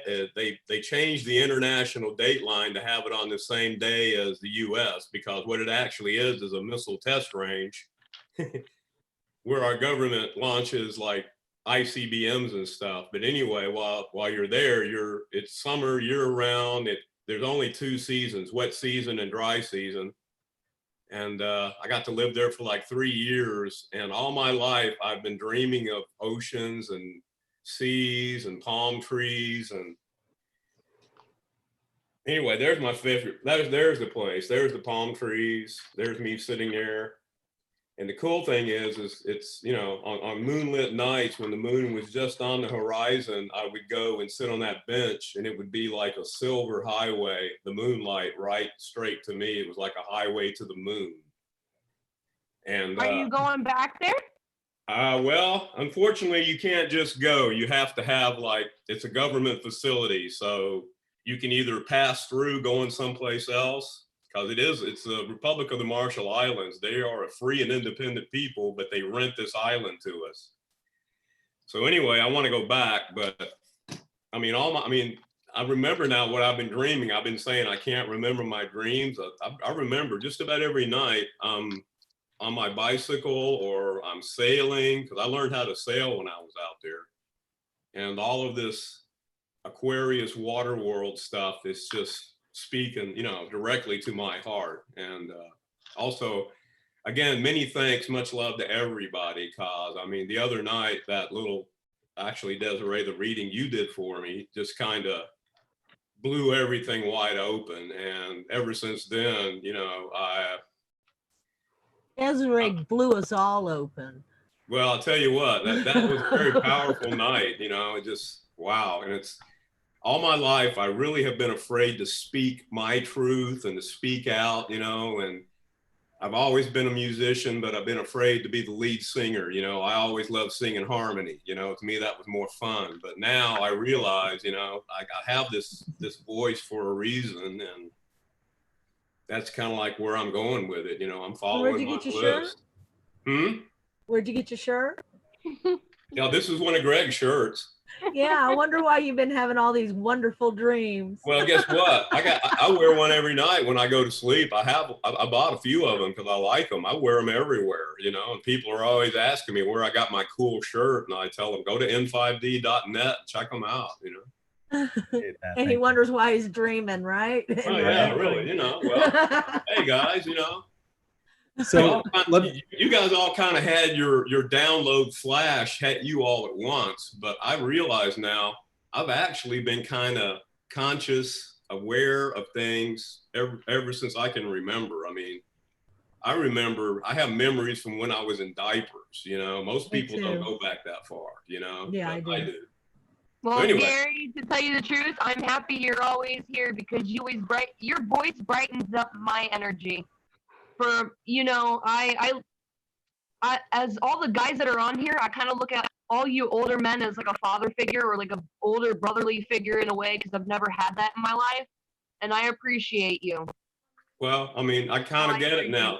That's what I'm here to do. You know, I'm here to be that light for, you know, just, I mean, you know, I've always been like a father figure. I just didn't know it, you know, so.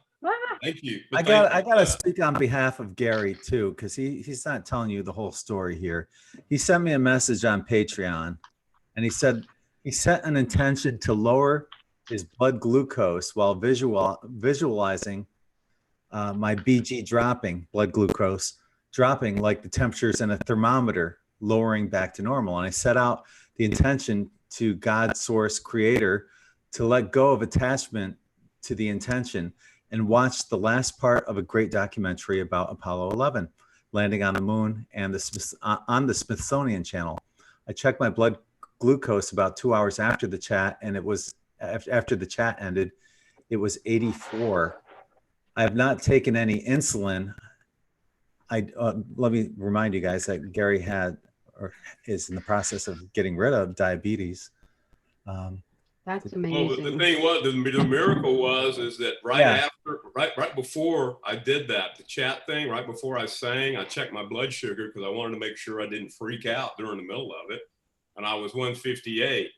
And then that happened. And I swear, all the energy, I could feel everybody's energy, you know, because it's why you perform. It's why you get up and sing. Is you want to give everybody all the energy you have, and in return, you get to drink in all the energy they send back. It's like an exchange. Okay. Yeah. I was 158. Right after I noticed that I was doing this, and it was just so powerful. I checked it. And not eating anything but an apple, it went up to 297, right, which is 3 times normal. Then I did what Gregg said, and I thought, okay, I can do this. Let's set the intention. I'm really good at visualizing, always have been. And I visualized my blood glucose like dropping like a thermometer when the sun goes down and it gets cold. And I checked it, and then I watched something I really like. I remember Apollo 11 landing on the moon, man. I was 12 years old. I was freaking out. That was one time the entire world was watching one thing, and everybody was just in awe of what was going on. And it was awesome. And anyway, I checked my blood sugar 2 hours later, no insulin, no nothing. It was 84. It had dropped like 213 points. in 2 hours. And frankly, I do have, That's like I told Greg, I do take long lasting insulin, but it usually drops my blood sugar maybe 4 or 5 points in 2 hours, not 200. So guys, Yeah, the power of the mind is absolutely astonishing. And it is, man. I you know, mean, I think there's a conjunction too of the mind and what we're all exchanging with one another here. That's helping. yes. We're all helping to heal one another. I mean, you guys, you know, this healing energy, this love, what it is love. It's the power of love. It's the most powerful freaking thing in the universe. It's the only thing we get from source. We don't ever get judged. We're never found lacking. All source does is just shower us completely and totally. And if you can tap into that, and I mean, you know, it's like they say, you know, the placebo effect. If you think the medicine's going to work, it's going to work because your mind is that powerful, you know? Yeah. And thanks to you guys and me, like I told Greg, I'm co-creating a healthy functioning pancreas, and, you know, I'm getting my body back straight. I figured out how to get the spinal procedure I need with all this newfound abundance that just seems to be, you know, it's scary when you think about things and you start wishing for them and they really show up, but then you realize, hey, everybody can do this. We all got to get together. Okay, I'm done.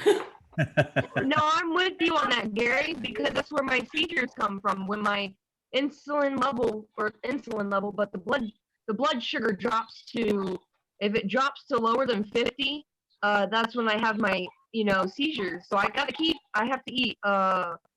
what do you call it, complex carbohydrates. Mm-hmm. So Yep. lately it's like a mix, you know, and the highest it goes up to is 130, and that's when I'm shaking and I'm like, oh my God. But then when it drops really low, I'm supposed to be in between 170 and 110 or something like that. But Mm-hmm. yeah, I know exactly what you're talking about. Well, I mean, to me, you know, and it's not just me, it's everybody. If we, you know, I mean, I think we're all eating healthy, we're drinking water, you know, because I really think source, you know, this is the culmination of like a grand master plan, what's happening right now. And it's really just it's just a shift into the next phase, you know, because nothing ever really ends, you know, we're immortal. So, you know, if we don't get it right this time around, we keep coming back until we get it right, you know. Here I am, and here we are, and you know, you know, it's amazing. It's great to live in a complete and total state of wonderment and, you know, joy, and just it took me like only 62 years to get here, you know. What's that in the account of eternity? Yeah, well, still wet behind the ears. Yeah. Well, I can tell you, you know, I can tell you this time around, this lifetime, you know, I really came in, I think, I've always been connected. I mean, I just didn't know it, you know, I just didn't realize what was going on. I thought everybody, you know, was always able to hear and see things that, you know, somehow weren't quite considered normal, you know? And I mean, like, I'm not saying I'm some kind of super duper person, but I mean, if you think about it, right now on this planet, the conditions have never been what they are now, because, like, you know, we've never been bombarded by so much continuous different types and frequencies of electromagnetic radiation as now, you know? Our parents weren't. You guys never knew the joy of your car breaking down on a lonely country road and the nearest phone booth being about 10 miles away. You know, that's a lot of fun. Well, let's just put it this way. You young whippersnappers, you know. When I was younger, I was a kid. Sorry. Greg. Yes. Crystalline, the crystalline energy, the crystalline entity energy. That thought process in your mind. My mother had, what took her out was amyloidosis, which is a crystallization of your organs in systematically one by one. Unfortunately, it is an inheritable condition. Now, let's put those two things. My mom's heart, her liver, her all of everything in there. Even her skin started turning crystalline, like to the point where, I mean, she would, instead of getting like a blackhead, she would scratch like little pieces of diamond looking stuff out of her skin, you know? I do know that. I've heard of that before too. Okay. And my mom was very, very, very, she went, I mean, I was right there with her. We were connected. We were so closely connected that I had a kidney stone 3 days, 2 of them, okay, 3 days before she passed. And when the kidney stones popped in my body, I felt the connection between my mother and I break loose. And I sat and I cried, not because of the pain of the kidney stones, but because I knew my mother was going to die, that it was the end. I was down. I mean, this was very extremely painful. The tears was not for the pain, it was for the knowledge that was imbued with that and the sense of loss and disconnect, you know. I showed up the morning she passed, and she was pretty much gone. She just breathed. We were just counting breaths, basically, you know. And I walked over and I kissed her on her forehead and I whispered in her ear, "You go and you grab that crown." And I stood up, and my mom, I saw her leave, you know. Now, that crystal, let's go back to the beginning. The crystalline energy and amyloidosis, the body turning to crystal. Do you think, I would like anybody's opinion, all of y'all, what is your feelings on that? You think What there's about a the correlation? crystalline children that are supposed to be coming in?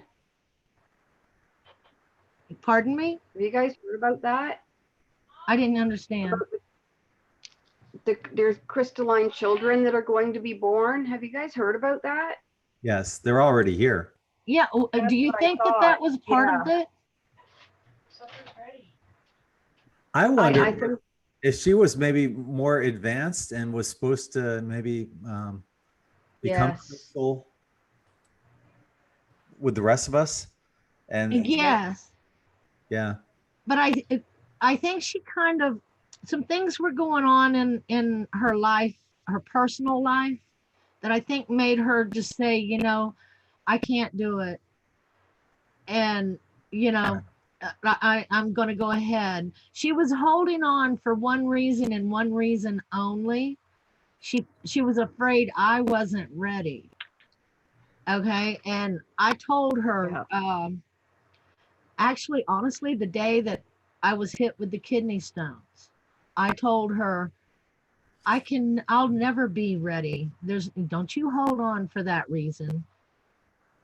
You know, I'll never be ready. I'd stand here and feed you my energy until I wither away.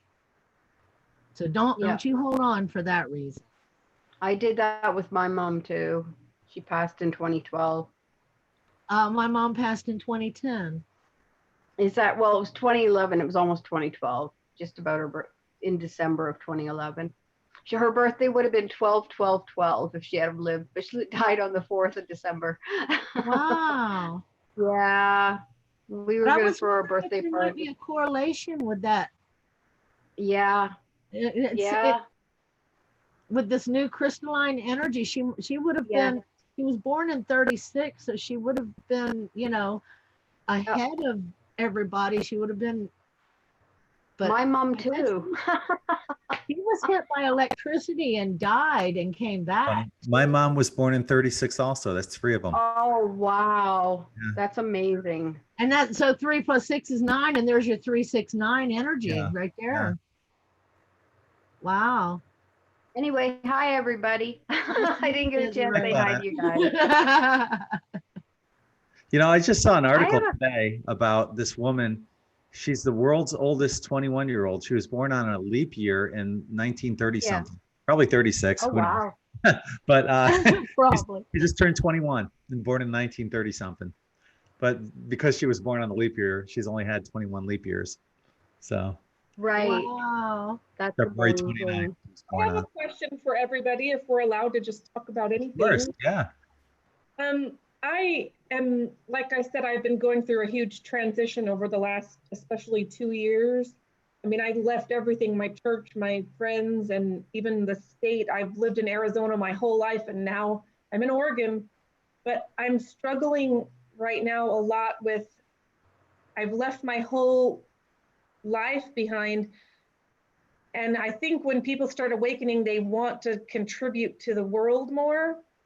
Right. How did you guys find what you were supposed to do? It just comes to you. I still don't know. Everything in my life too. Every day you're getting signs and you're being guided.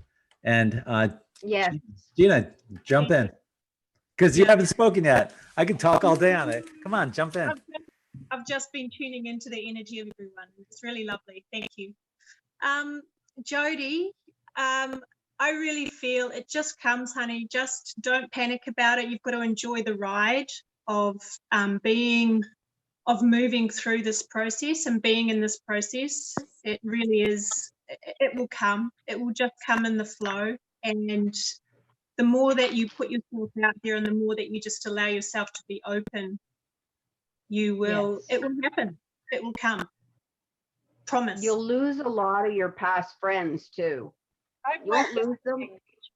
They just don't go for the ride with you. That's what I find anyway. Yeah, and sometimes they come back later on, you know, it's just sometimes they do. It's sometimes paths diverge and that's okay. That's a timing thing. And maybe, you know, they don't come back or maybe you don't, but it is what it is. And, you know, that just means that the learning that you've shared is done. So just being true to yourself and how you feel and being in that joy of relearning yourself, unlearning and relearning and being who you are. And you'll find you'll spend a lot more time alone just with you, because that's who you need to learn to know, because we are everybody else. Even my kids and my grandkids, they're all back in Arizona. I have my husband here and my best friend who got me to live here, but I've been a full-time artist for the last 20 years, and I'm even, it paid my bills, don't get me wrong, but even that I feel like is being left behind. That's how much everything has changed. Like, I never thought I wouldn't be an artist full-time, and I'm like, that's not my calling anymore. No. So what do you... You're awakening. Yeah, what do you feel? Are you feeling that you... I feel lost right now. That's the truth. Oh, you'll feel lost. Yeah, it's part of it. You know, there's plenty of times I think we go through, you know, either we call it the dark night of the soul or whatever we call it, however we call it. We get called down there many, many times, but always with that promise of coming back up and coming back through with more learning and more understanding about yourself and more depth. So yeah, it's about embracing that. So basically everything is just falling away from you at this point, and maybe your creativity and your art will come back in a different way, or, you know, extend or something like that. So yeah, you've just got to be in it. Yeah. So there's no right way or wrong way, just whatever comes with the flow, it'll happen. Absolutely. Don't overthink it. Trust in your don't process. overthink it. No, trust in it. You trust are in your where you not to overthink it, because if you've done, my art paid my bills. My husband, like I said, has been so supportive that it's the first time in my life that my art hasn't had to pay my bills. And it's not that I don't love doing it. It's just like, how is that helping people? How is my art helping people? I want to help. What kind of art do you do? Yeah. I mostly blow glass on a really small scale. Cool. Well, that can help a lot. That's awesome.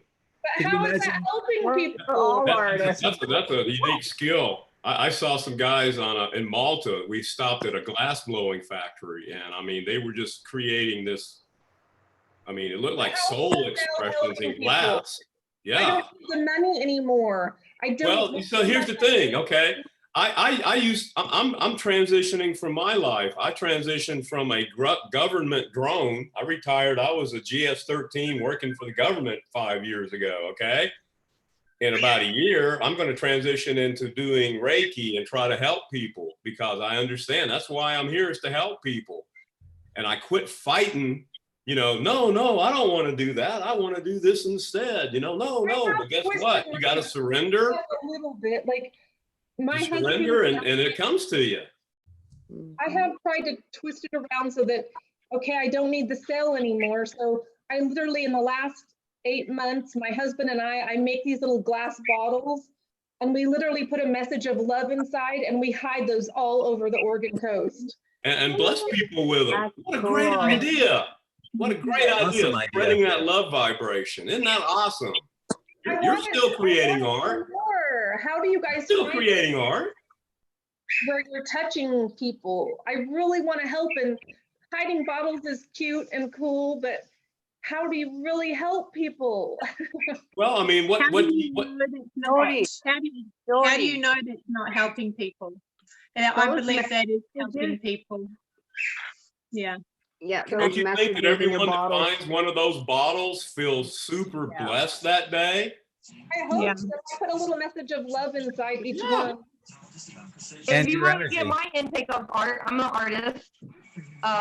I purposely create art for my dreams, and I put Reiki or love intention into my artwork.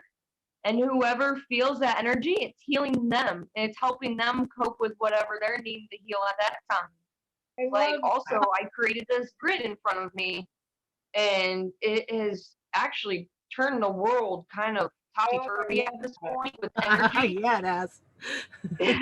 I actually just added 2 more pyramids to this, so, and it's grounded outside. Desiree, I'm an artist. I do make jewelry, but I use all stone, like what you made with the organite that night. I want to show you, if we have 1 second, I wanted to ask you a quick question, because can I just show you guys something really fast? Of course. These are all healing stones and metals, okay? And I hand carve a lot of this stuff. Just let me show you quickly. Can you guys see this? Awesome. Do you see that? Okay, so it's all wood, metals, and all different healing stones. And there's amethyst and blue citron and the yellow, and but I do that too. I make jewelry too, but that I wanted to ask you, Desiree, with doing jewelry, would it do the same thing as the organite? Putting the different, like the woods and the metals layered, like on earrings and that, would that help? Yeah, I believe so. It just depends on your intent. Yeah. And then what, Yes, the yes. energy is flowing that you're going towards it. Right. Like any message for everybody, it's just on your intent. Like, let's say if you're creating a mantra for yourself, or let's say if you're putting a hex on someone, or like, you know what I mean, you're creating something. It's all in the intent. So if you have intent to sell something, oh, I'm going to make money, it's not going to sell, because that intent. No, for that's money, right. Yeah, money. I agree with that. You can't put intent on money. Money No. is actually for abundance. You have to put the intent for abundance instead of money. So I believe what you're doing, like everybody has their own way of creating something. And I believe that's their own way of getting their feelings out to help other people heal in a certain way. And other people might feel different about it when they look at your art or feel it. It might hit them a different way than you did. It hits you. The art I make is all healing stuff. Like I make like wands for personal healing. I make jewelry with all the gemstones for healing chakra. Yeah, I do a lot of for carving healing. too. But I hate getting money for it. So I have been giving a lot I of my know. art away, but I give a lot away too. So do I. What I need to Yeah, I do, make a lot of things and give it all away. I need to create a Um, page on N5D that you guys can, like a marketplace where you guys can just, because I have the traffic, you know, where you guys can just sell your stuff. That'd be awesome. Do you guys know what these stones are? Have you ever seen them before? they look Can you dyed. see them? They're really like they're small, but they're very blue. Yeah, I they just- look dyed. Have you No, broke they're one not. open? They're blue all the way I through. should. I Break got them one.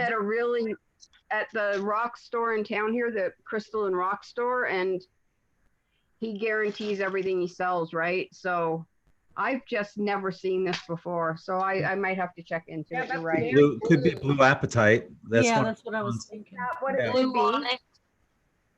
Yeah. Blue onyx Right. goes really, really light too to a dark blue. It What? almost That looks might like be an what agate it is. sometimes. Yeah.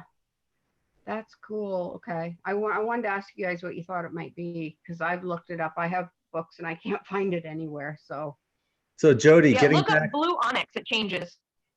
okay.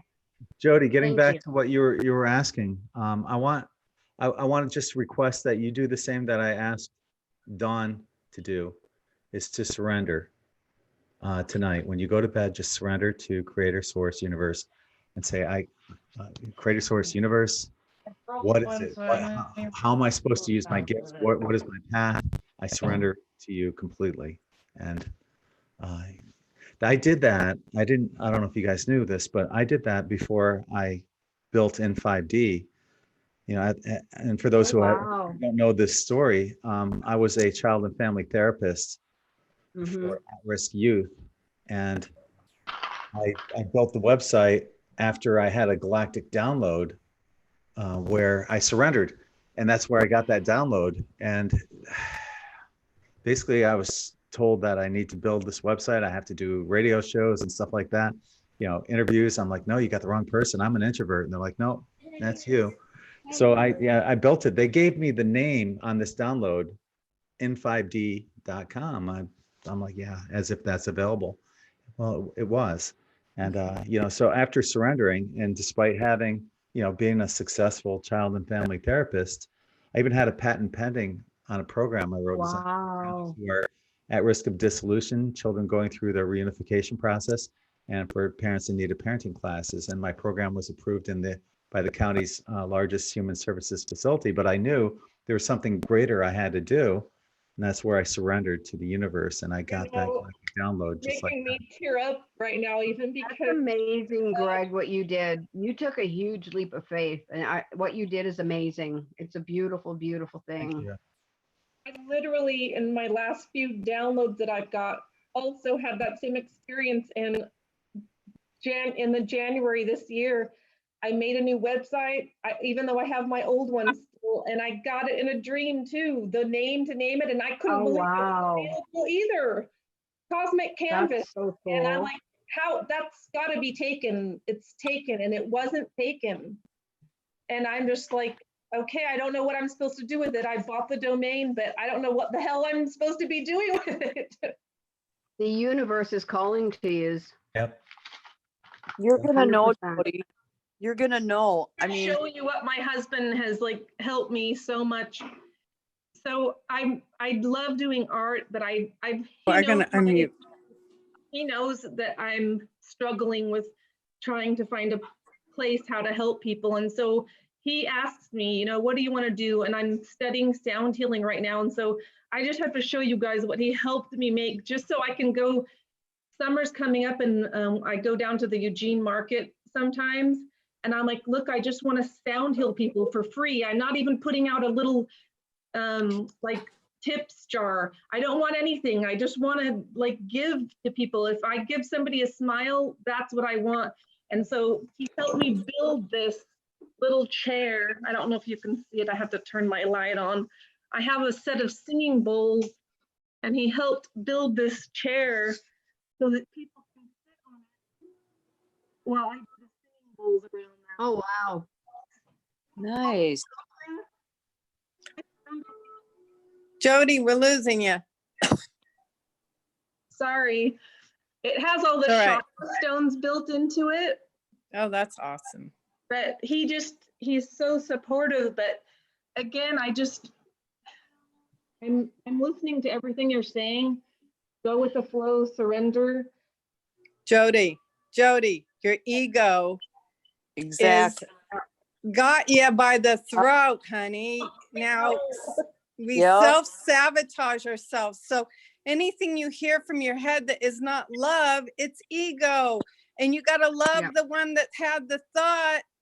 That's the easiest way out to move into the next thought, that you got to love that thought too, because the ego is still calming down. We're still connected to this, to the conscious, to the group consciousness, and it's just part of the path. And when we don't want to recognize all the ways our ego is distracting us, and giving us this disillusioned states of I'm going to do this, I'm going to do that. And really a lot of times, even though we have good heartfelt intention behind it, it's still a distraction. So you need to really get centered in your light and realize, please realize, go in and feel into your body. Please realize that your light is making, just being here on the planet is making a significant difference. The scientific evidence is present in works about frequency, like Dr. David R. Hawkins, Power versus Love, Power versus Force, and different things out there about frequency, biofield tuning with the frequency and all that stuff. Because with beings of light, being able to intend like we are doing right now, but even when we're offline, we intend through our heart, through our prayer, through our meditation to connect and keep going on working on ourselves, because it raises the frequency of the entire, all of life. So when you give these blessings, you give it to all of life. You don't give it to just yourself. And when you take on too many distractions, you don't feel into your light. And people need to give you something for anything that you do. You need some give and take. Otherwise, people will give you a good kick in the ass. So please don't do that to yourself either. And when you realize your light is the strongest light in your field, and that you ground that light and keep it grounded, you're grounding into Gaia. You're grounding into all of life here on earth, everything. And you're giving that frequency and vibration to all of life. So if you just focus on that one thing, you're contributing, but you want to see, your ego wants to see what you're contributing. Your ego wants to have that egoic or spiritual ego, no matter what kind of ego it is, some kind of payoff. So if you relax into it, if you surrender into it, if you look, what do I do next? What am I guided to do next, and not have yourself overtaxed or distracted, you will feel into it. As soon as you relax into it, you will know what to do next. But little next, not big next. Because I do little next. That not big next, little next, because frequencies are changing. I'm keeping a calendar. Everybody's inspired me to keep this calendar. Yesterday alone, we had 4 huge frequency changes. Yesterday alone, we had 4 upgrades. Today, so far, it's 2. The day before that, it was 1, 2, 3, 4, 5. So, you hear that, Desiree? If ego is what's wanting a payoff, how is it good that you wouldn't want to give everything you do for free? I guess because you're dealing with other people's egos. You're not dealing with 5th, 6th, 7th, 8th dimensional people. You're dealing with 3rd dimensional people, and 3rd dimensional people that are not awakened still need to have a physical give and take. And until It's they an energy get, exchange. Yeah. Money is energy exchange. So Right. don't feel bad about getting money, because I went through that. I still go through that things because I'm like, oh, I want to give out light and love. I want to do this, do that. But then at the same time, you have to keep yourself grounded, You and have you to have eat. to have an evenly amount exchange. I don't Yeah. have a You problem know, with no matter if it's money or if it's getting money love, you have to have that energy exchange. You go, Desiree, you tell it. Exactly. I've had this lecture so many times from my peers that live around me, and they're like, you have to have an exchange. I'm like, yes, ma'am, I bow. Yes. I give up. I give up. Promise. I literally have been selling my art for 20 years. I don't have a problem with the exchange until I woke. The more I awaken, I don't want money for it. And then what do? Keep it simple. Honestly, just Keep it simple. Yeah. Keep it simple. Honestly, tonight, surrender. You'll get the answer. You'll get the answer once you surrender. Listen to him. He You're knows. getting a lot of information, right now, but it's really a lot simpler than. Yeah. And if you do something you're passionate about, believe me, Source will reward you. If you're in a place of joy and creating from a place of joy, you're going to get rewarded like you wouldn't believe. Just trust and just take that leap of faith. That's what I had to do finally. That's what Gregg finally convinced me to do. Believe. It'll just happen. do it. Yeah.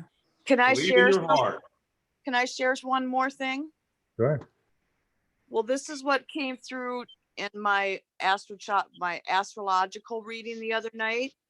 So when that and Jody, I understand exactly how you feel, because I still need to get validation just to say, I'm on the right track.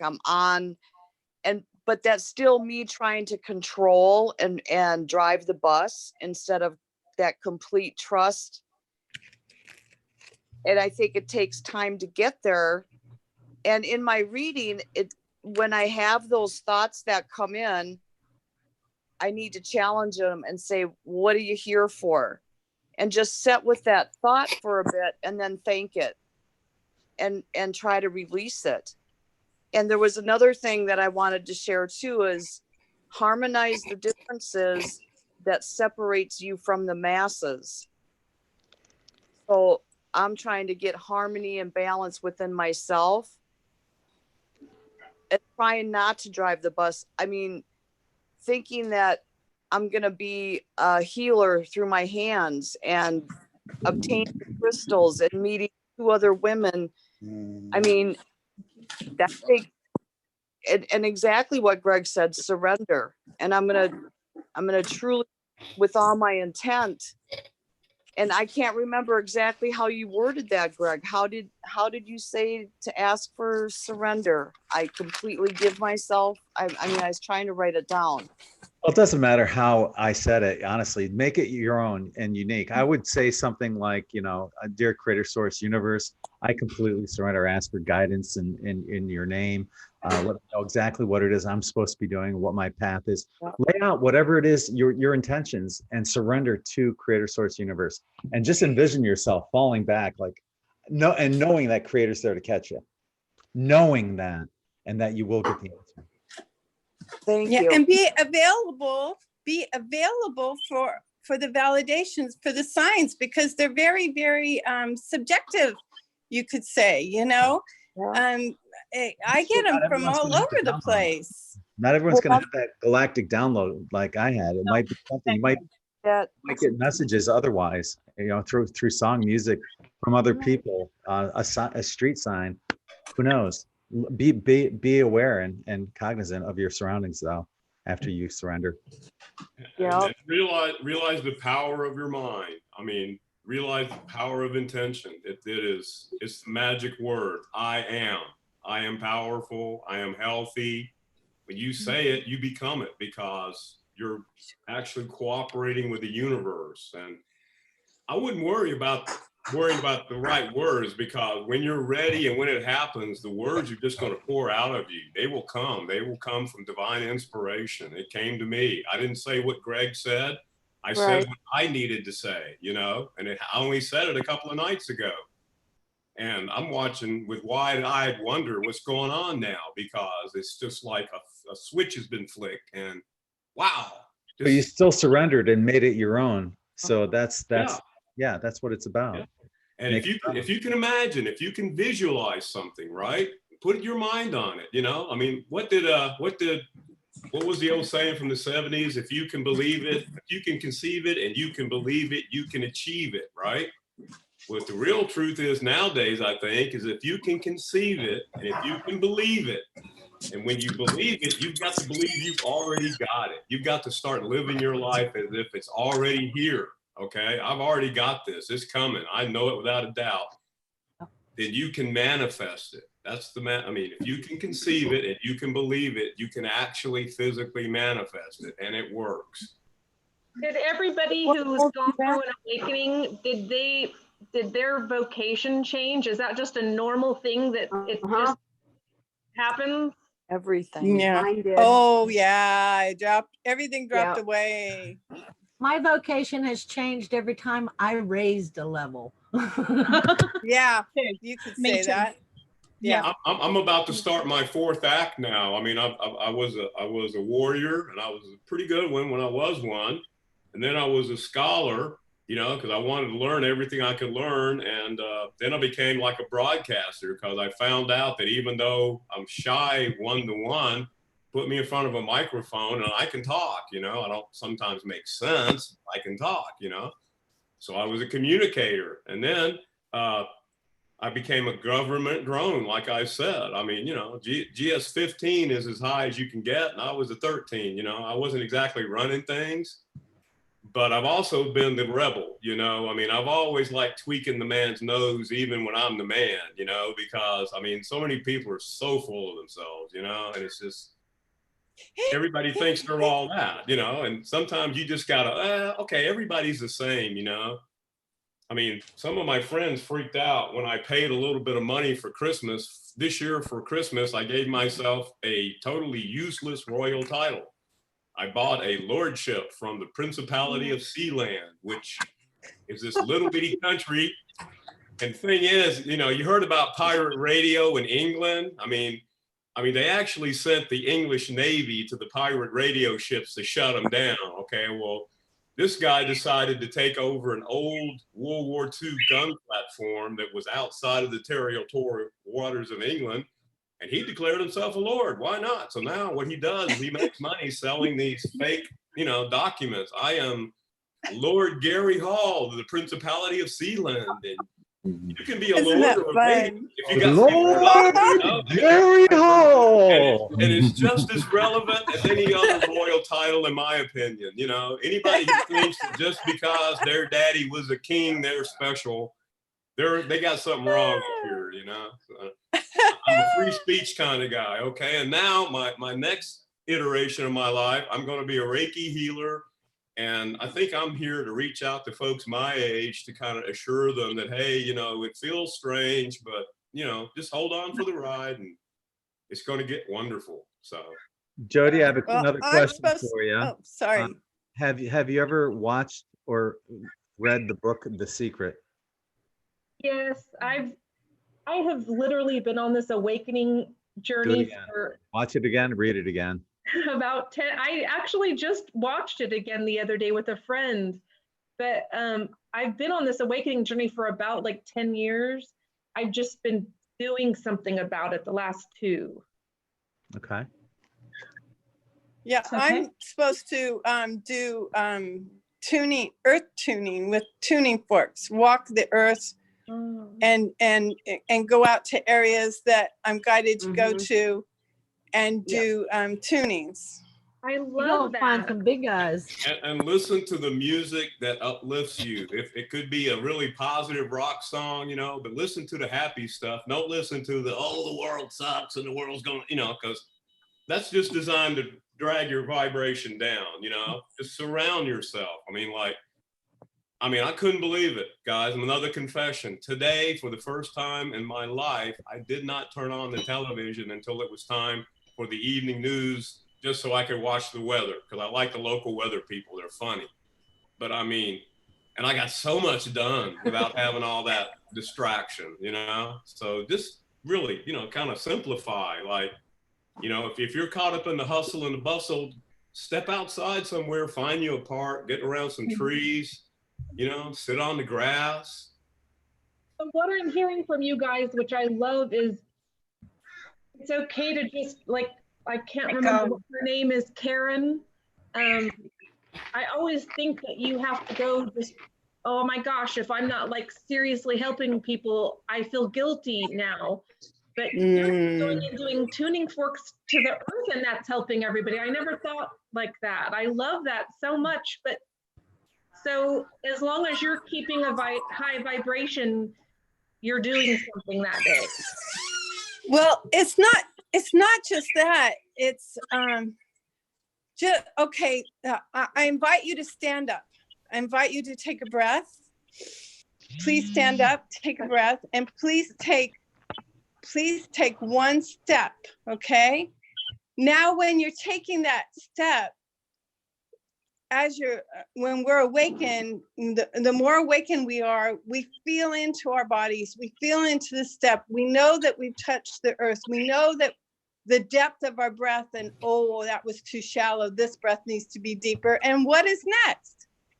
Should I go this way? Should I go that way? What is next? And it's the walk of trust. It's the walk of, I don't have to label myself. I don't have to label what I do. I don't have to have this judgment and conditioning and the old patterns, holding on to the old patterns of who I think I am supposed to be. You gotta reprogram and that's your part of brain. surrendering. You gotta reprogram your brain. You're overthinking it, and you need to bring these things down into your heart and love it and love it and love it, because if you don't give that energy some acknowledgement, if you try to push it away, it's going to come beating back at you. So you want to give that energy acknowledgement. Acknowledgement is huge. Acknowledgement, I studied acknowledgement. I was giving downloads of acknowledgement for almost 4 years. And all I learned about was acknowledgement and how deep acknowledgement goes. That's all Spirit wanted me to know. You need to know about acknowledgement. And when I got done with acknowledgement, they sent me on to the next thing. But we need to acknowledge whatever is going on here so that we can intend and bring it down. Love the one who had the thought, if it's not loving, if it's not compassionate, not kind, or not easy on ourselves, because when we have passion to do something, it is easy to do it.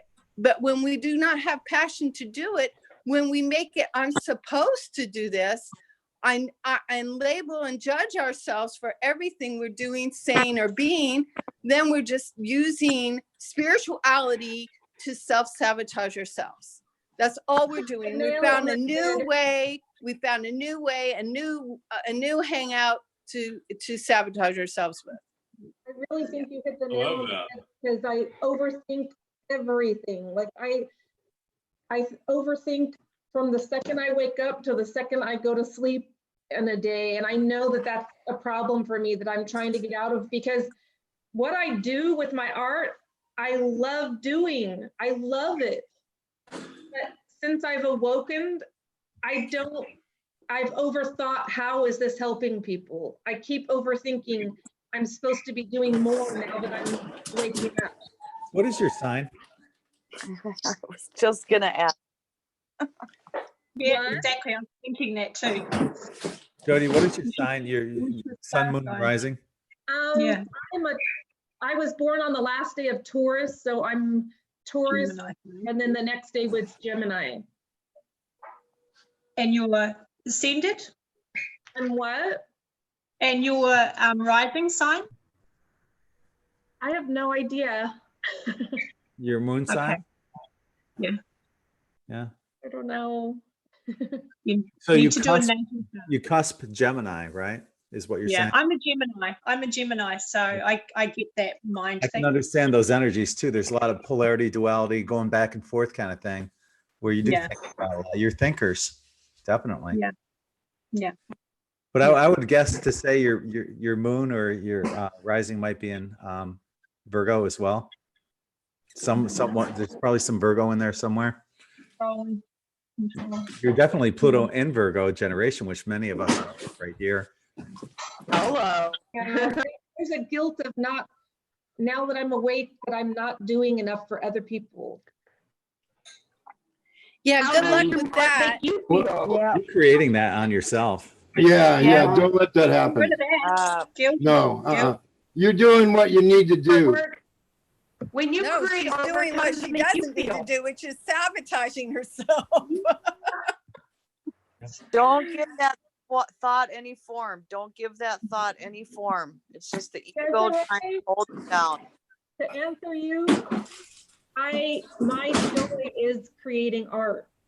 There Well, you go. please Right. create art. You could always just, come online with us. Art is its own justification, folks. Art is its own justification. Yes, How does it and make you And feel when you follow create? your bliss. If it's your passion, if it's your bliss, it's what you're meant to do. Just let go of thinking you have to earn a living. Just let go of thinking, oh my God, I have to sell this many pieces. Just make them for the joy of it and give them away. And then whatever. There's You gotta be that can energy. monetize it. I'm just saying, if you enjoy it and you put passion into it, then you're going to receive all kinds of abundance in so many ways. It might not be money, but it'll be abundance like you wouldn't believe. Gary, she was making money at doing it.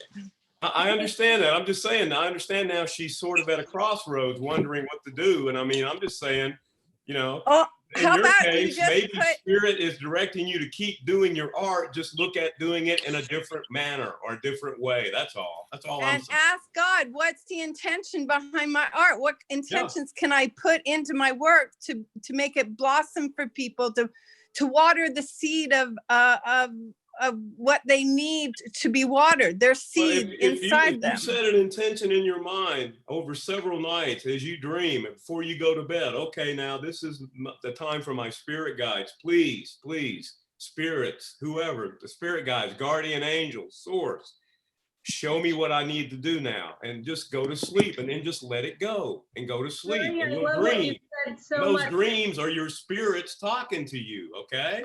That's divine inspiration coming through. Or a hunch. If you get a feeling in your gut, oh my goodness, I need to do this. That's divine inspiration, okay? I'm just saying, Thank you. listen because- to it. Thank you so much, Gary, because I truly have never looked at it like that. I never looked at like, hey, I can keep creating art just with a different mindset. So thank you.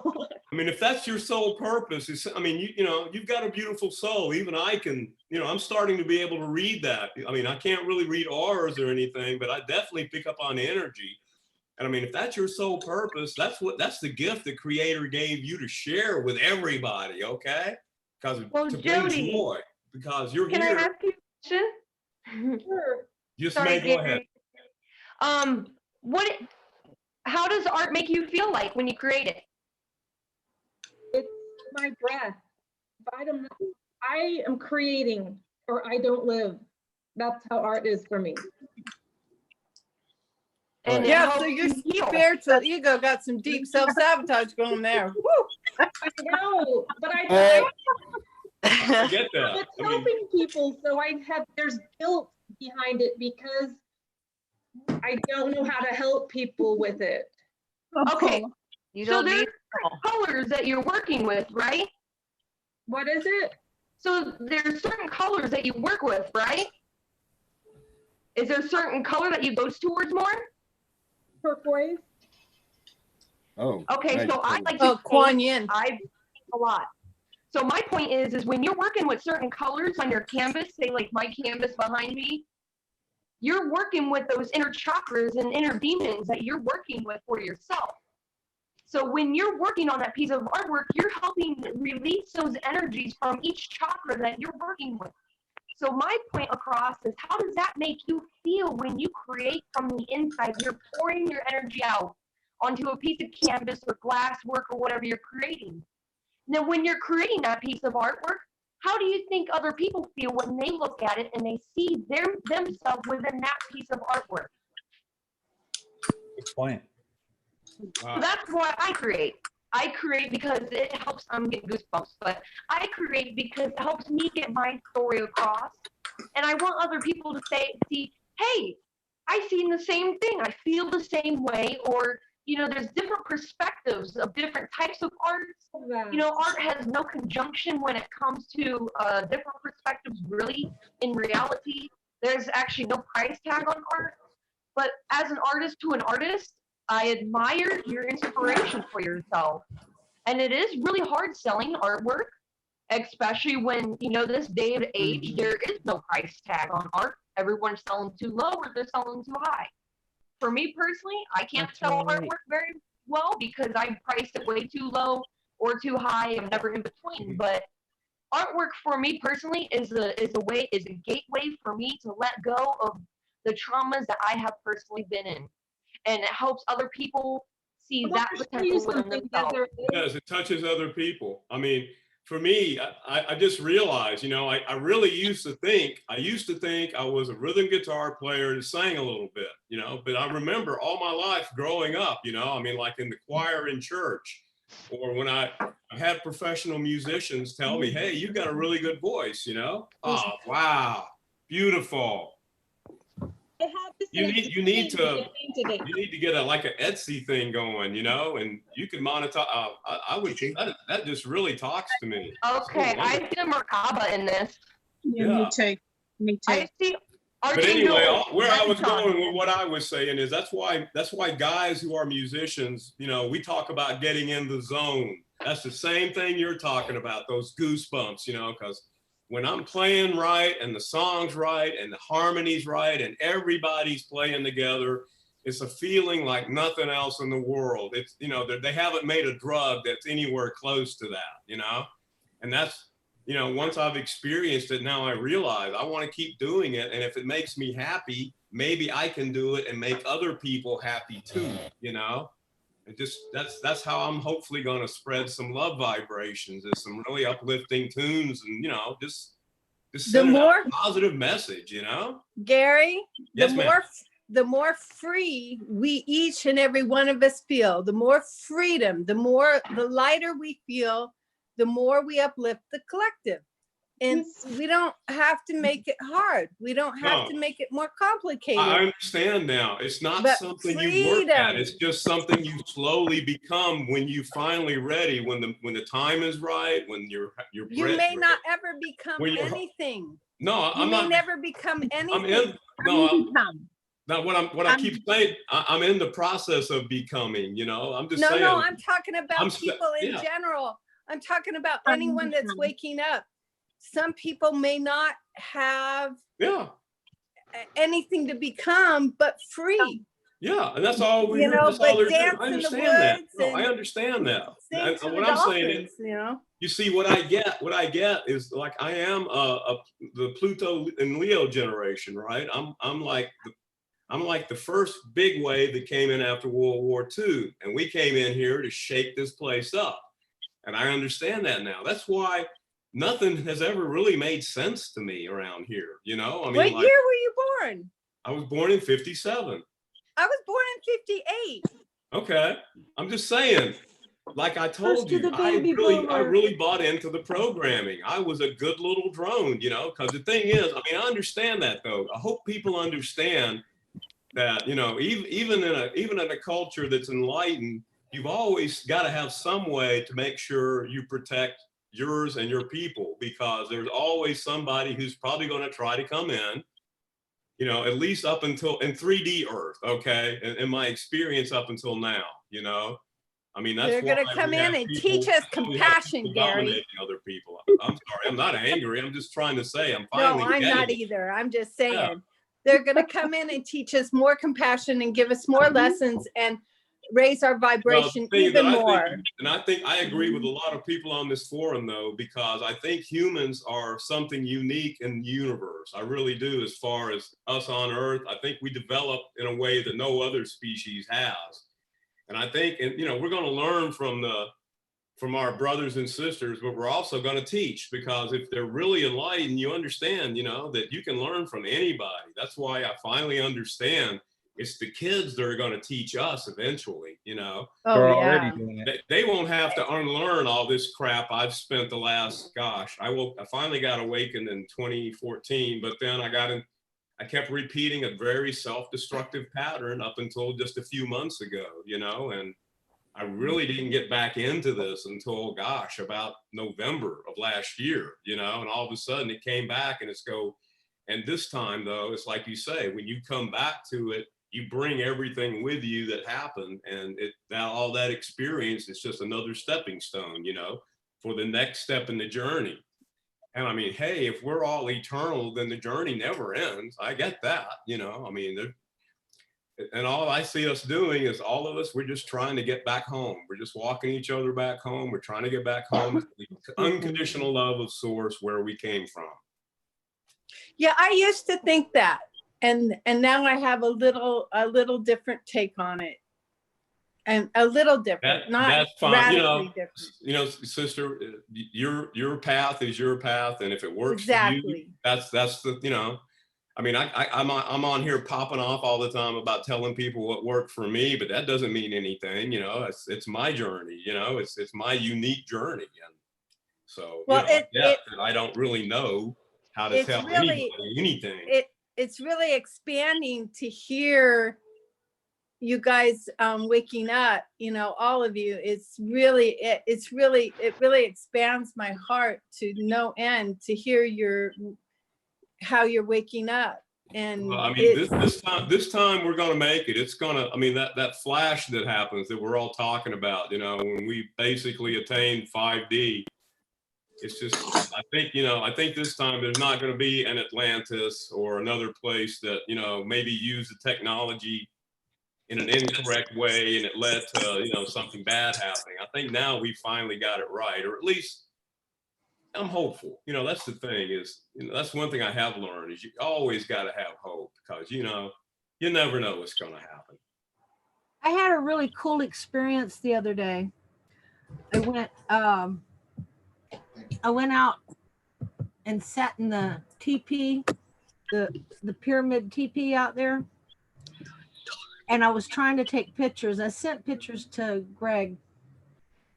Where am I at? Sorry. Anyway, I went out and I sat down and I held my camera and I'm sitting there and I'm hearing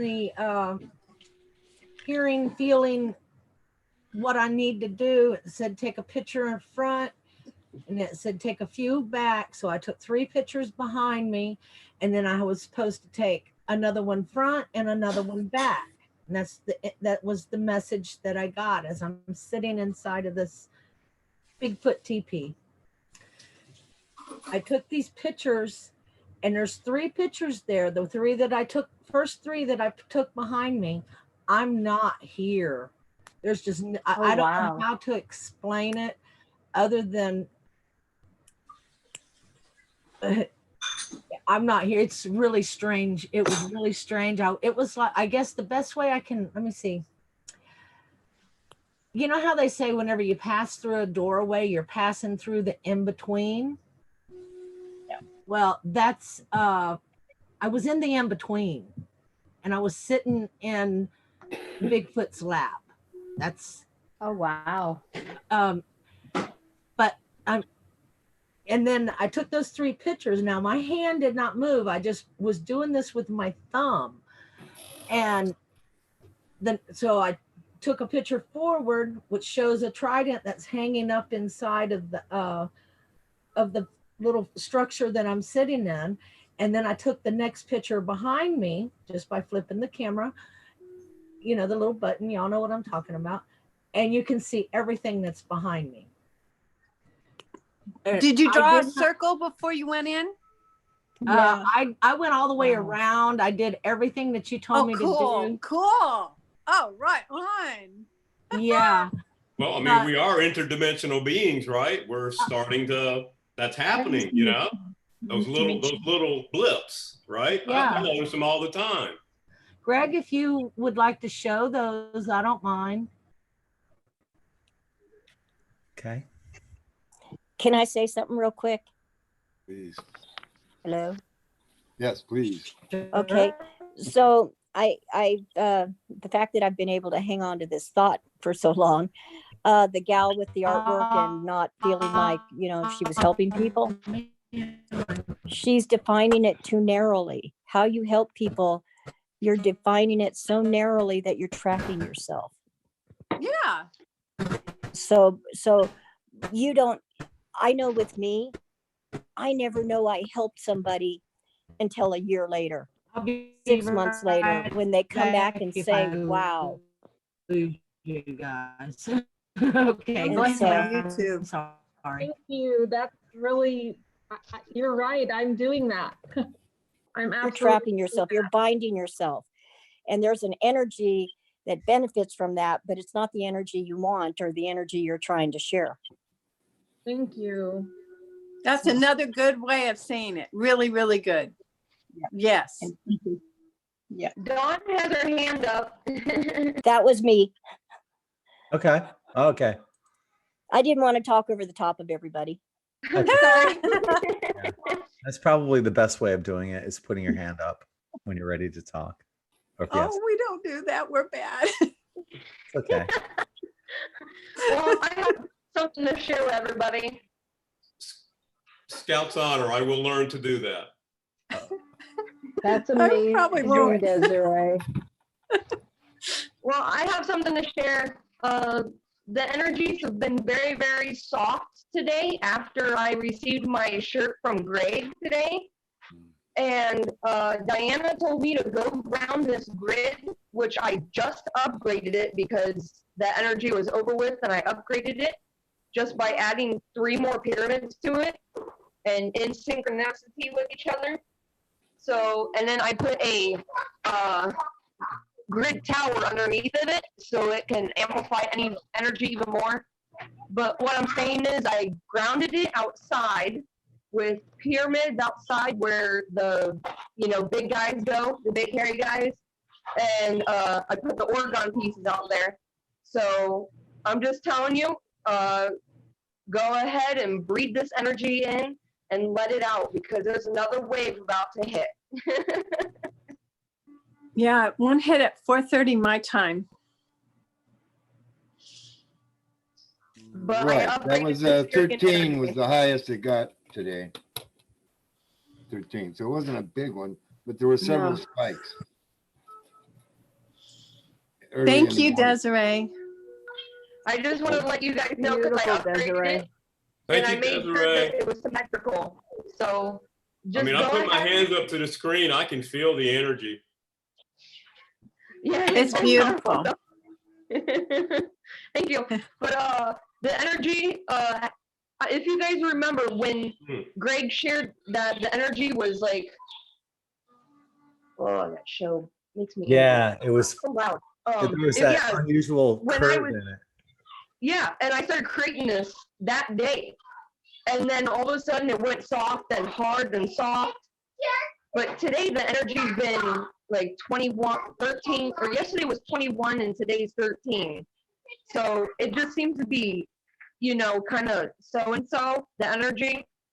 But I would, I'm going to take a few pictures, but if anybody needs the pictures of it, I'll post it on my Facebook and then on my site, Zenfully Yours, so that you can ground yourself to this, because there's more energy coming in. There's a lot more energy about to pour in. So, and this is just what I was guided to do while everybody was talking. So, yeah, Desiree, I showed my daughter that, the one I told you about. She's 31 and she loved it. I went back on the video the other night and showed her what you made. She was just amazed. Thank you, Desiree. I love it. you guys just got to keep positive and keep grounded, because this energy is going to keep coming stronger and stronger, and Gaia is rising and rising. So you guys got to Telling keep us we all grounded. need to get to the pyramids. Yeah. All of us. Make your own. I don't know if you see this, but there's a big pyramid in the center here, and then there's 2 little ones on the side. But Yeah. then I have the layers of pyramids here, which, cool. you know, the catalyst of the energy is from the bottom of underneath. And I don't know if that's how Giza is, how it has the energy from the bottom of it, like the energy generator. But the energy is coming from the bottom of the grid. And that's where I put the tower that Phil and I was talking about the other night. I put it underneath in the center of it to make sure that it gets generated evenly, and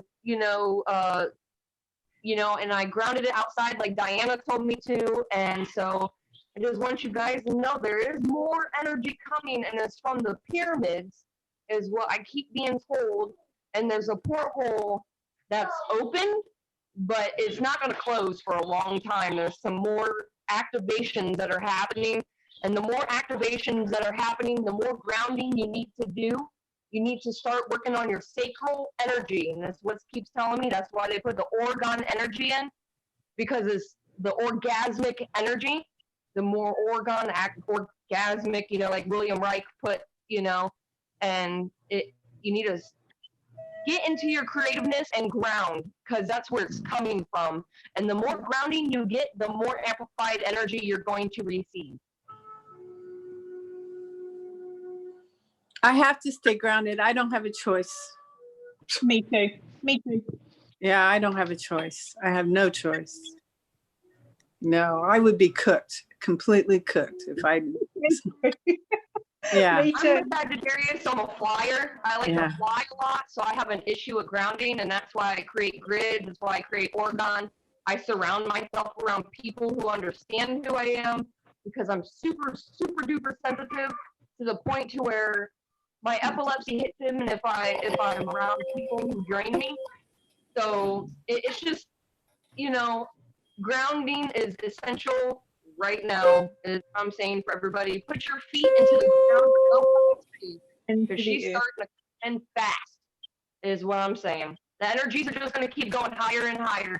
And if you're not grounded into this, into the grid of light, if you're not grounded into Gaia and into the God source, you're going to be flying off the hinges, and more anger is going to come about. So there's going to be more energy you have to recycle within yourself.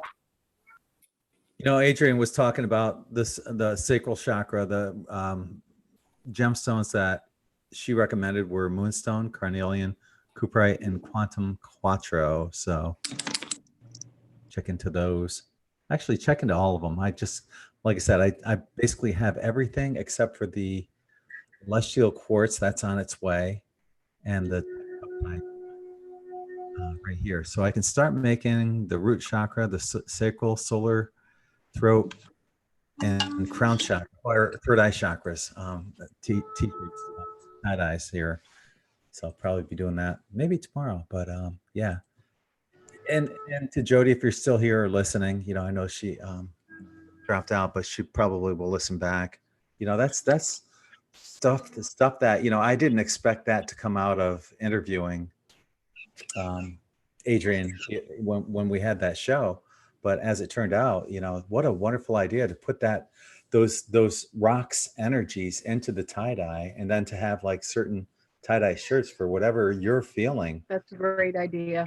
You need those grounding, root chakra, sacral chakra. I can do the red, the orange, the yellow shirts, right all the way through the crown, and infuse them with those gemstones, and use the siesta key sand as a magnifier of those energies as well. So it's just, whatever it is, you're going to be led and guided, Jody. And especially, I think once you surrender, that's going to be huge. So don't be afraid to surrender. I looked up while everybody was talking. I don't know what any of this means, but my Pluto is Virgo, like you said. Yeah. It's a big generation. Many of us here, let me throw that up here one more time. Many of us here are Pluto in Virgo. What does that mean? Well, it's a generation. These are generations, basically. And I can tell you, for example, my sister, I have an older sister that was born in Pluto and Virgo. and she's or I'm sorry, in Pluto and Leo, and that's the generation before many of us. Gary, for example, is Pluto and Leo, and this is the generation. They were the trailblazers. These were the ones that broke down and held that energy for us. Talk about holding space. They've been doing this for a long time and holding space for us in order for us to come in and say, okay, we're going to take that torch and we're going to carry it as far as we can, hopefully further than what you guys did, which is what every subsequent generation has been doing since us. So now we're right now at the Pluto and Capricorn. We're facing the end of the Pluto's in Capricorn generation, which ends, actually, I think that should be 2023. But yeah, it's exciting to see what's going on.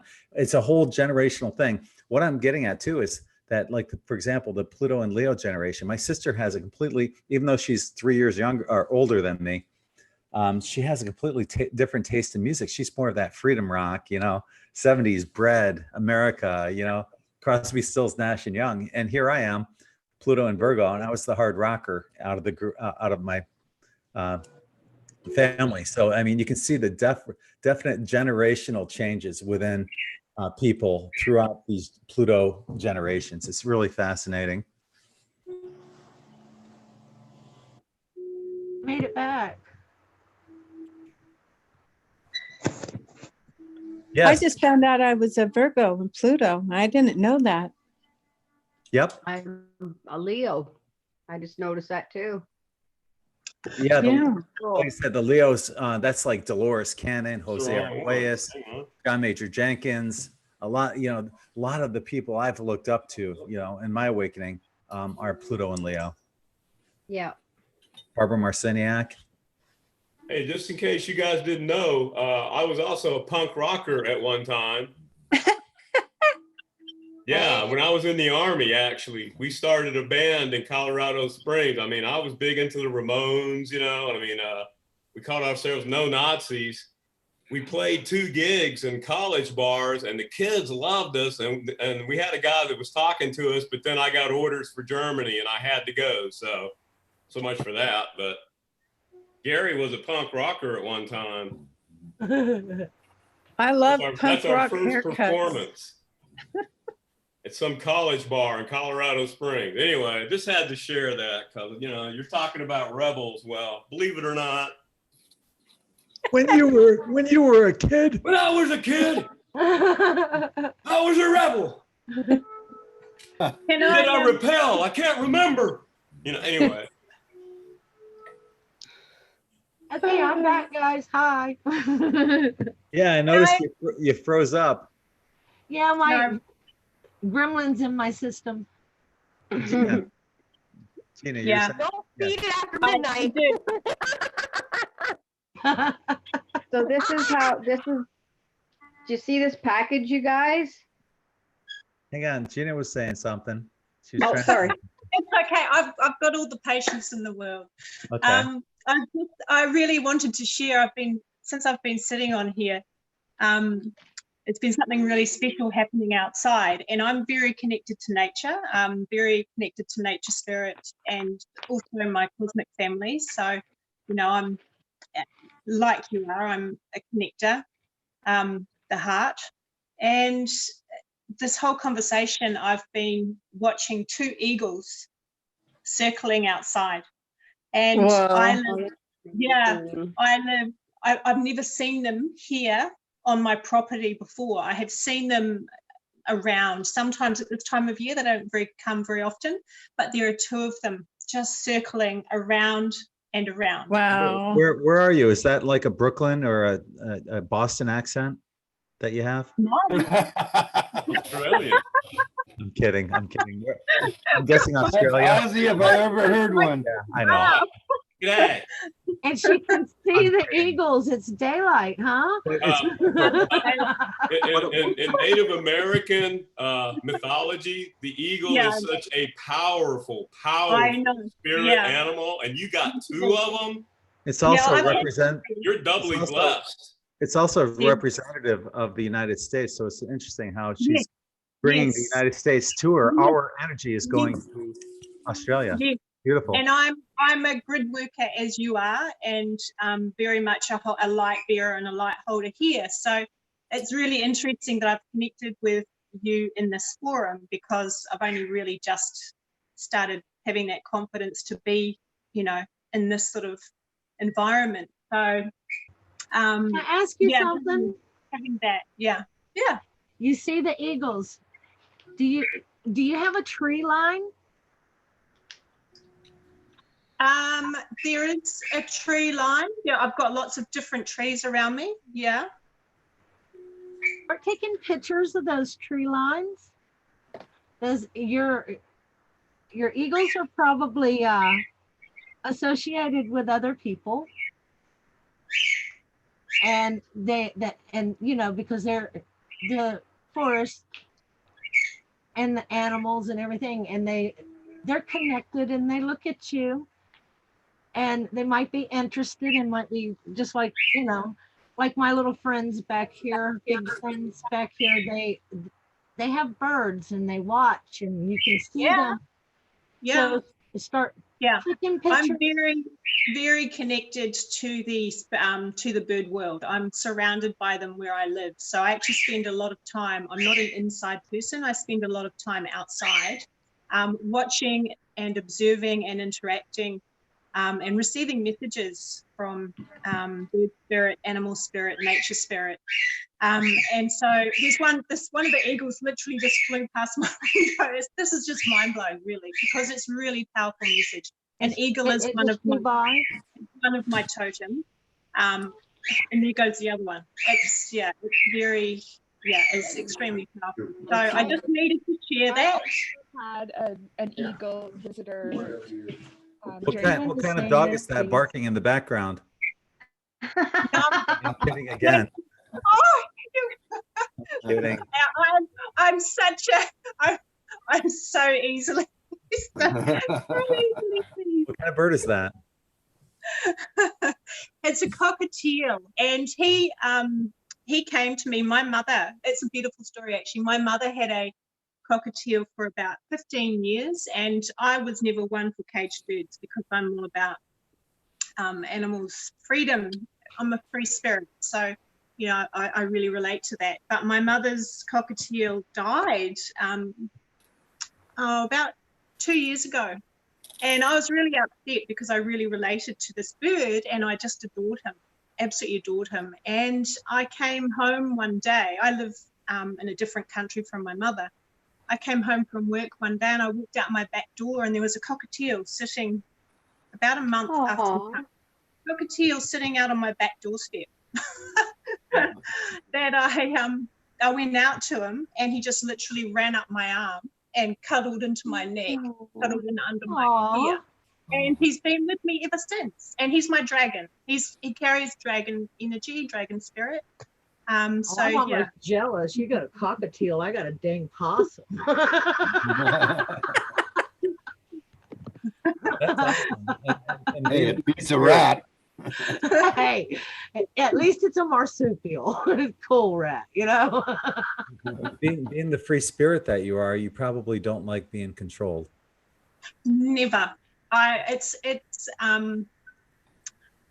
No, I really can't. And I spent a long time with someone that did try to do that with me, and it took me a long time to break away, actually, and come back to what I know, because you can control the free spirit. Many of us are those. Yeah, totally. I think totally.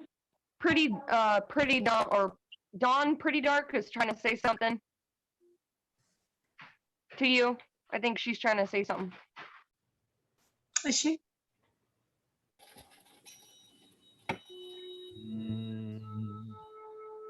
Where is she? I don't know. There She's she is. saying something. Okay. I don't know where she went. No, she's Dawn, were you trying hiding to in say the upper something? left-hand corner on my screen. I was just saying that today during the day, I had an eagle right outside my window, and I'm not outside very often. I sit in my bedroom because I don't have really good energy levels, and it came right into my view. It was a beautiful bald eagle, and they're not usually here in March, so that was really special. Wow. Out. calling you Perfect. outside. Yeah, Very calling good. you outside to the earth. Yeah, and to look up to the sky and start lifting your gaze. Yeah, you'll gain energy. Yeah, you will. So I'm pretty in tune with what messages are for me. I'm like really in tune with that. I just wanted to connect that to your ego visit. Beautiful. Wow. Beautiful. Thank you. I want to say, you guys, the first Wednesday on Patreon, as a Patreon member, the first Wednesday of the month, we have, Gregg does a private Patreon chat.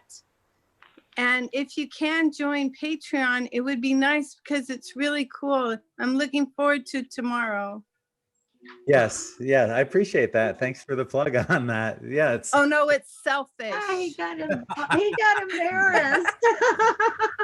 yeah. Well, you know, that No, it was selfish, Gregg. it's appreciated. And what we do is we talk about things on there that we're not necessarily going to say here because this goes out to the world. We just kind of like stay in our own little corner, and there's things that I may say or somebody else that it just stays within our group. So please, if you want to join in, that's for the 555 and higher level. So Yeah, check it out. $5.55, totally worth it for hundreds of dollars worth of therapy that Gregg gives us. I didn't know that I was supposed to limit my talk here. Oh, yeah, but you're not outrageous, dude. You're outrageous in another way. Your talk isn't. Well, then I'm not doing my job then. No, you are. You're outrageous in a very, very loving, peaceful, very grounded, beautiful way. You're Right, really which- outrageous. Actually, I'm going to take the lead here just for a second. Because you talked about, Diana, you talked about tuning forks. I just bought a set of these suckers. No, I did. It was Karen. You bought a set? Yeah. What- Because I got what- frustrated with these balls, and I think, these, I know what the tune is. They come with it written on them, damn it. Which set did you get? I don't know, but there are 9 in here. So it's a Okay, complete so you set. probably, okay. Is it aluminum or steel? Um, And that's a and good, if you that's if a you good want- question. if you 'Cause want I an think it easy might be way, aluminum. Why? if you want an easy way to use them, get a hockey puck. Eileen McCusack, when she sells her sets, she sells them with a hockey puck. And Eileen McCusack is so good. She does biofield tuning. She is so good Oh, at that it. does work better. Yeah. Not exactly a hockey puck. I was going to say, do you happen to have a hockey puck? Yeah. Yep, I do. and she'll put the handle end on a crystal when she needs to and stuff like that. But that's the kind of thing I'm going to be doing with the earth. And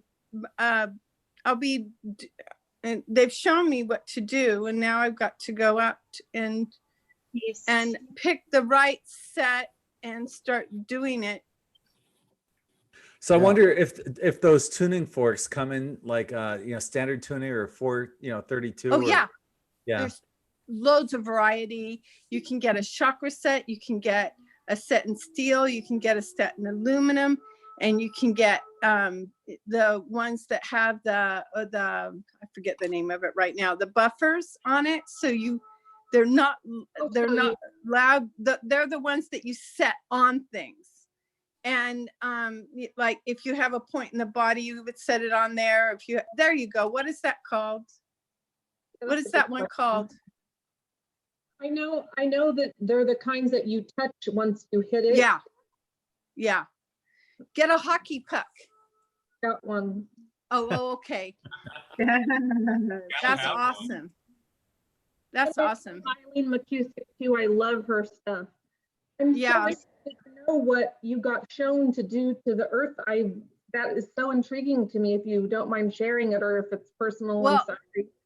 I already a number of years ago was taught and was shown the each and every organ and each and every part of the body has its own geometry frequency set, and that's what creates the difference. That's what creates the difference between the heart, the lungs, the stomach, etc.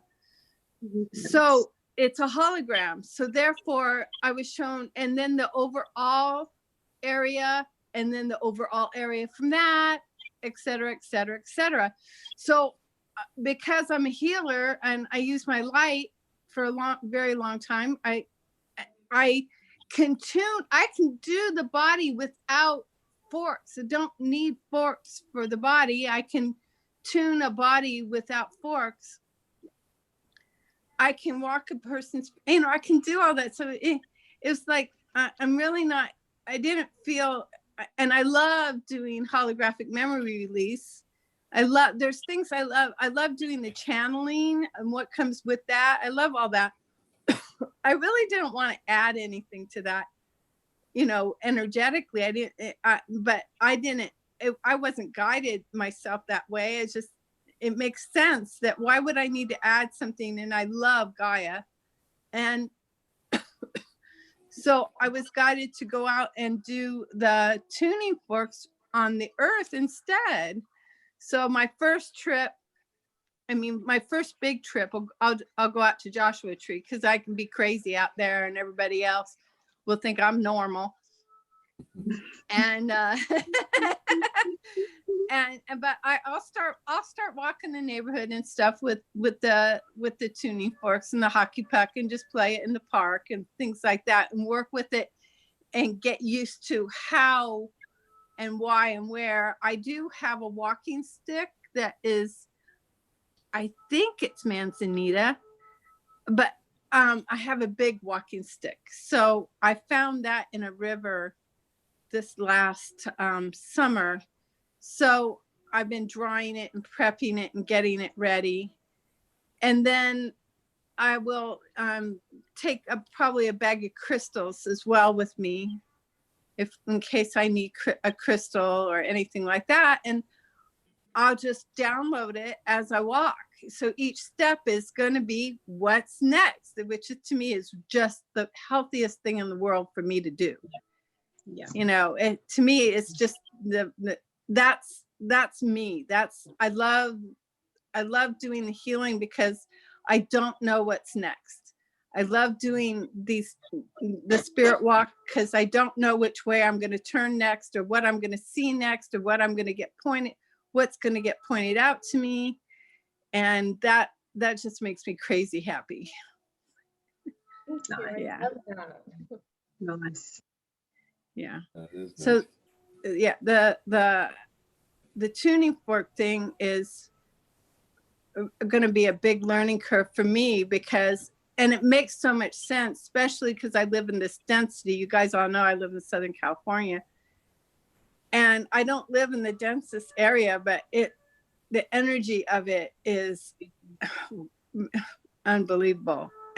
My husband and I literally feel when we come into, like, we'll go out to Joshua Tree or go somewhere, up the mountains, and we can literally feel the density change, and so dealing with it'll help me also be able to deal with the density. And there's a lot of properties and a lot of areas that need tuning, that they need blessing, they need clearing, they need all those things. So we'll just see where it takes itself, not me, where I take it, but where it takes itself. Yeah. Yeah. So that's all. Hey, John, you've been awfully quiet. Hey, John. Hey, Gary. Can y'all hear me? Yeah. Hi. Not quite sure what the topic is. It seems to be bouncing all over the place, so I'm not sure.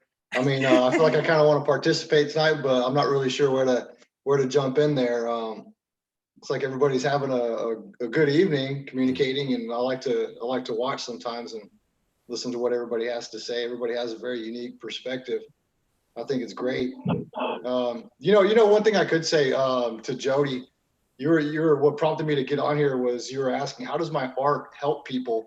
And one thing that came to my mind was that, well, first of all, what you do is you put your spirit into it, right? I'm sure everybody can agree with that, and you manifest a lot of energy, a lot of joy, and a lot of self-pride in your stuff. And I just couldn't help but imagine you sitting in an art show, perhaps one day, right? Say maybe there's like 100 people in this art show. Maybe only 50% of those people, they're just going to walk on past and not really pay much attention. The other half, they're going to stop, they're going to look, they're going to appreciate your art, they're going to receive some joy from it. But there's going to be that one person that's going to walk up and they're going to point at a piece of art and they're going to say something to you. And what they're going to do is they're going to connect with your spirit, right? And that's where the healing begins.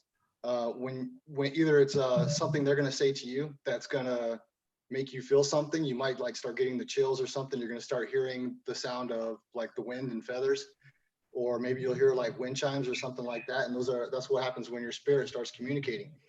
And it's through those acts when people get in tune with other people and start speaking on that spirit level. That is what it takes to manifest this ascension that everybody's looking for, right? Because at the end of the day, it's not really about the material things that we have. It's about just walking the planet and finding a way to make it a better place for ourselves and for other people. And in this world that we live in, because everything's so money driven, it's hard to find that, right? And it makes it even more difficult to find those people that we can connect with on that spiritual level, because everything can be so scary sometimes, right? When you listen to the news too much and you start hearing about kidnappers and child molesters and stuff like that, it's difficult to trust anybody, but through your artwork, you'll start making connections, and that's where the real magic starts happening. I love that so much. Gary said something similar to that, but you don't know how much your guys' advice is helping me, because I really feel like I had to let go of my artwork to help people more. But I love what you said. It sums up to me: don't go to the shows for a sale, keep going for the connection. And I love that. Well, that's all life is one connection after another. And how we show up for those connections is where we are at in that moment. If you follow your bliss, you cannot go wrong. I mean, you just can't. I found myself in this position where I didn't have to pay my bills with my art. And that's where I'm like, okay, I guess I let go of my art, but thank you guys for the advice, because now I'll do just a gift. Now you can play. Now you can play as much as you want. You can explore. You can just follow your heart and don't worry about whether or not the public will buy it, okay? Just be you, make art, create. That's your gift to everybody, Hey, Gary, if I could just mention something to you real quick. You said you're a veteran, right? Yeah. Do you deal with the VA at all? I'm sorry? Do you deal with the VA at all? Oh yeah, I've been dealing with the VA since 1985. Have you heard about the complimentary health services that they have? I'm sorry, I have very bad tinnitus. Okay, so I was at I met a man named Chris Hogue, and he allowed me to record one of his lectures, and I put it on my YouTube channel, and it's titled "The VA Embraces Holistic Healing." They actually will help you like learning Reiki and stuff like that. But you're right, sir, because I have been going, but the problem is that they at the clinic they have me go to, it's kind of hard for me to get to because I have really bad vision issues from diabetes and getting a lot of laser coagulation treatments that I didn't really need. And it's interesting that according to my optometrist, my vision is improving, and I'm telling I'm working on co-creating healthy eyes, but yeah, I went to the VA for Tai Chi, but the problem is with a missing left leg and a really messed up arthritic right knee, I can't stand. But they recommended a Tai Chi sitting Tai Chi by the same guy, Dr. Paul Lamb. And if anybody, because he did it for arthritis relief, and oh, it works. I mean, it really helps with arthritis. But yeah, thank you. Okay, actually, can we do you think, Gary? They got me going. I want to go through acupuncture now, but the trouble is, of course, here's the issue, my friend. I've been here 5 years. My primary care, my 4th primary care in 5 years is leaving.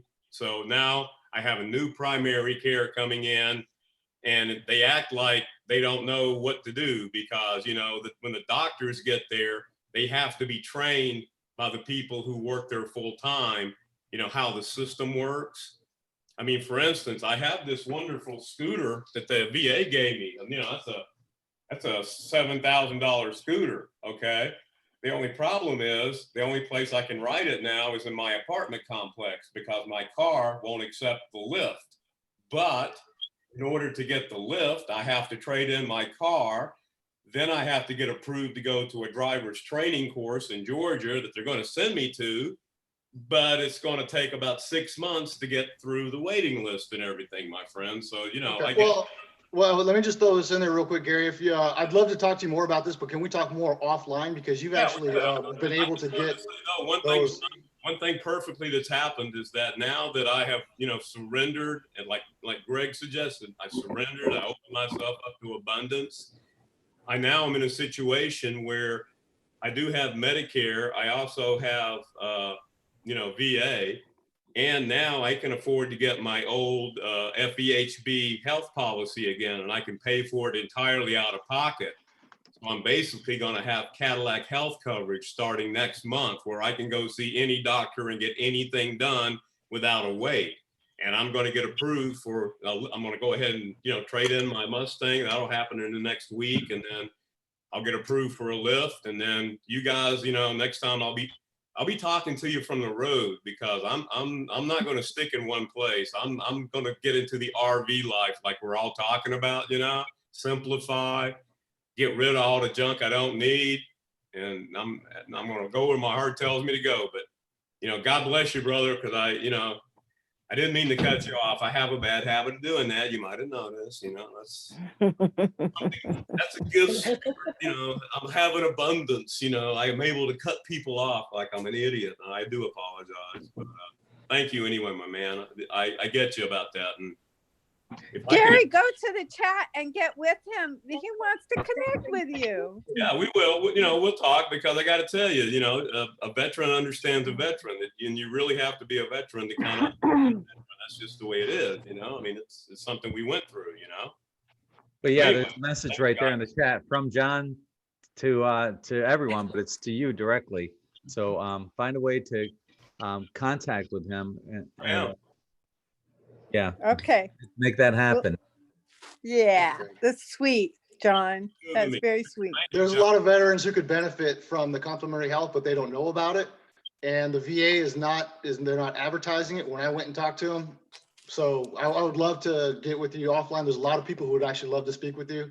Yeah, man. I'd love to talk to all you guys. I mean, if we share knowledge, we'll help each other out, you know? That's what we're here for. For sure. But it doesn't pertain to everybody in this chat. So that's why I want to say, let's get offline and let's talk about this a lot more. Right. And again. No, it's okay. Find my YouTube channel and message me on there, and then we can stop. Don't do that. Don't do that. You don't have to do that. It's all good. Gotcha. 10-4. Okay. Roger out. Well, you might want to do it soon because we're going to be wrapping it up here real soon. We've been on for over 3 hours. And oh my goodness. Once again, it always goes by so quickly. I'm grateful for everyone that has shown up. That always comes to our gathering here of family. We had some. Greg, I have a quick question for you. Go ahead. I just signed up for your Patreon just like 10 minutes ago. So does that go to email when we get our updates for the live chats or anything, or how does that work? I'm not sure on your end. Patreon's slow. Is it? Yeah. Yeah. I'll get an email for the chat the next day. Really? Email. Yeah. They're really slow. I didn't know that. So I go to my administrator. I go into the account, my account, and I go to it that way. And then I have the link to Zoom right there. Okay. Yeah. Well, check in. Just that's the best way. 'Cause I do post all the links there as well. So Yeah, Patreon's just not very fast, but it's No. easy to use. yeah, and like I said, tomorrow night we're going to be doing the Insiders Club private chat. So this won't be going on here on YouTube land, but it will be going on in Patreon with our Patreon members of 555 or more. So yeah, So that's what time do we have to chime into that if it doesn't automatically show up? I'll post the link in Okay. Patreon for that as well. So you guys will have the inside info tomorrow night about what's going on. And I'm curious about what you guys are thinking too. You know, this isn't, you know, just all about me. I want to hear everyone's thinking. So it's going to be fun. I'm looking forward to it. So that, and I'd like to encourage you guys to visit n5d.net for high vibrational shirts like this. I'm going to be, like I said, doing the chakra shirts with the chakra stones, like what Gary's wearing, what like Gary's wearing, you know. So yeah, I'm going to be doing those chakra shirts here, maybe even as early as tomorrow. So we'll look into that. And More rainbow ones, I request, please. okay, I can do that. I can do that. So I'm going to leave it off at that. I'm looking forward to having our Insiders Club private chat tomorrow night. And for those who aren't part of our Patreon family, we'll probably be back Thursday. You know me, who knows? Maybe. Good chance of it, but we'll see. And I'll leave links for that if we are back on Thursday. You can make sure you follow on Facebook as well as Twitter, Gregg Prescott #1 on Twitter or on Patreon, and you'll get the heads up on all three of those places. So thank you once again for everybody that showed up to our little family reunion here, and to the people that joined in for the first time, for having the courage to tell us your stories and everything. So I appreciate that as well. And Good night, Eagle family. And, Good night. Bless you all. on YouTube as well. Bye. Thank you. Namaste. Bye. It was Many really blessings fun. to all. Namaste. Namaste. It was really Okay, fun. bye, everyone. Thank you. Great chat. Thank you. Thank you, everyone. Lots of Bye-bye. love. Lots of love. See you. Bye-bye.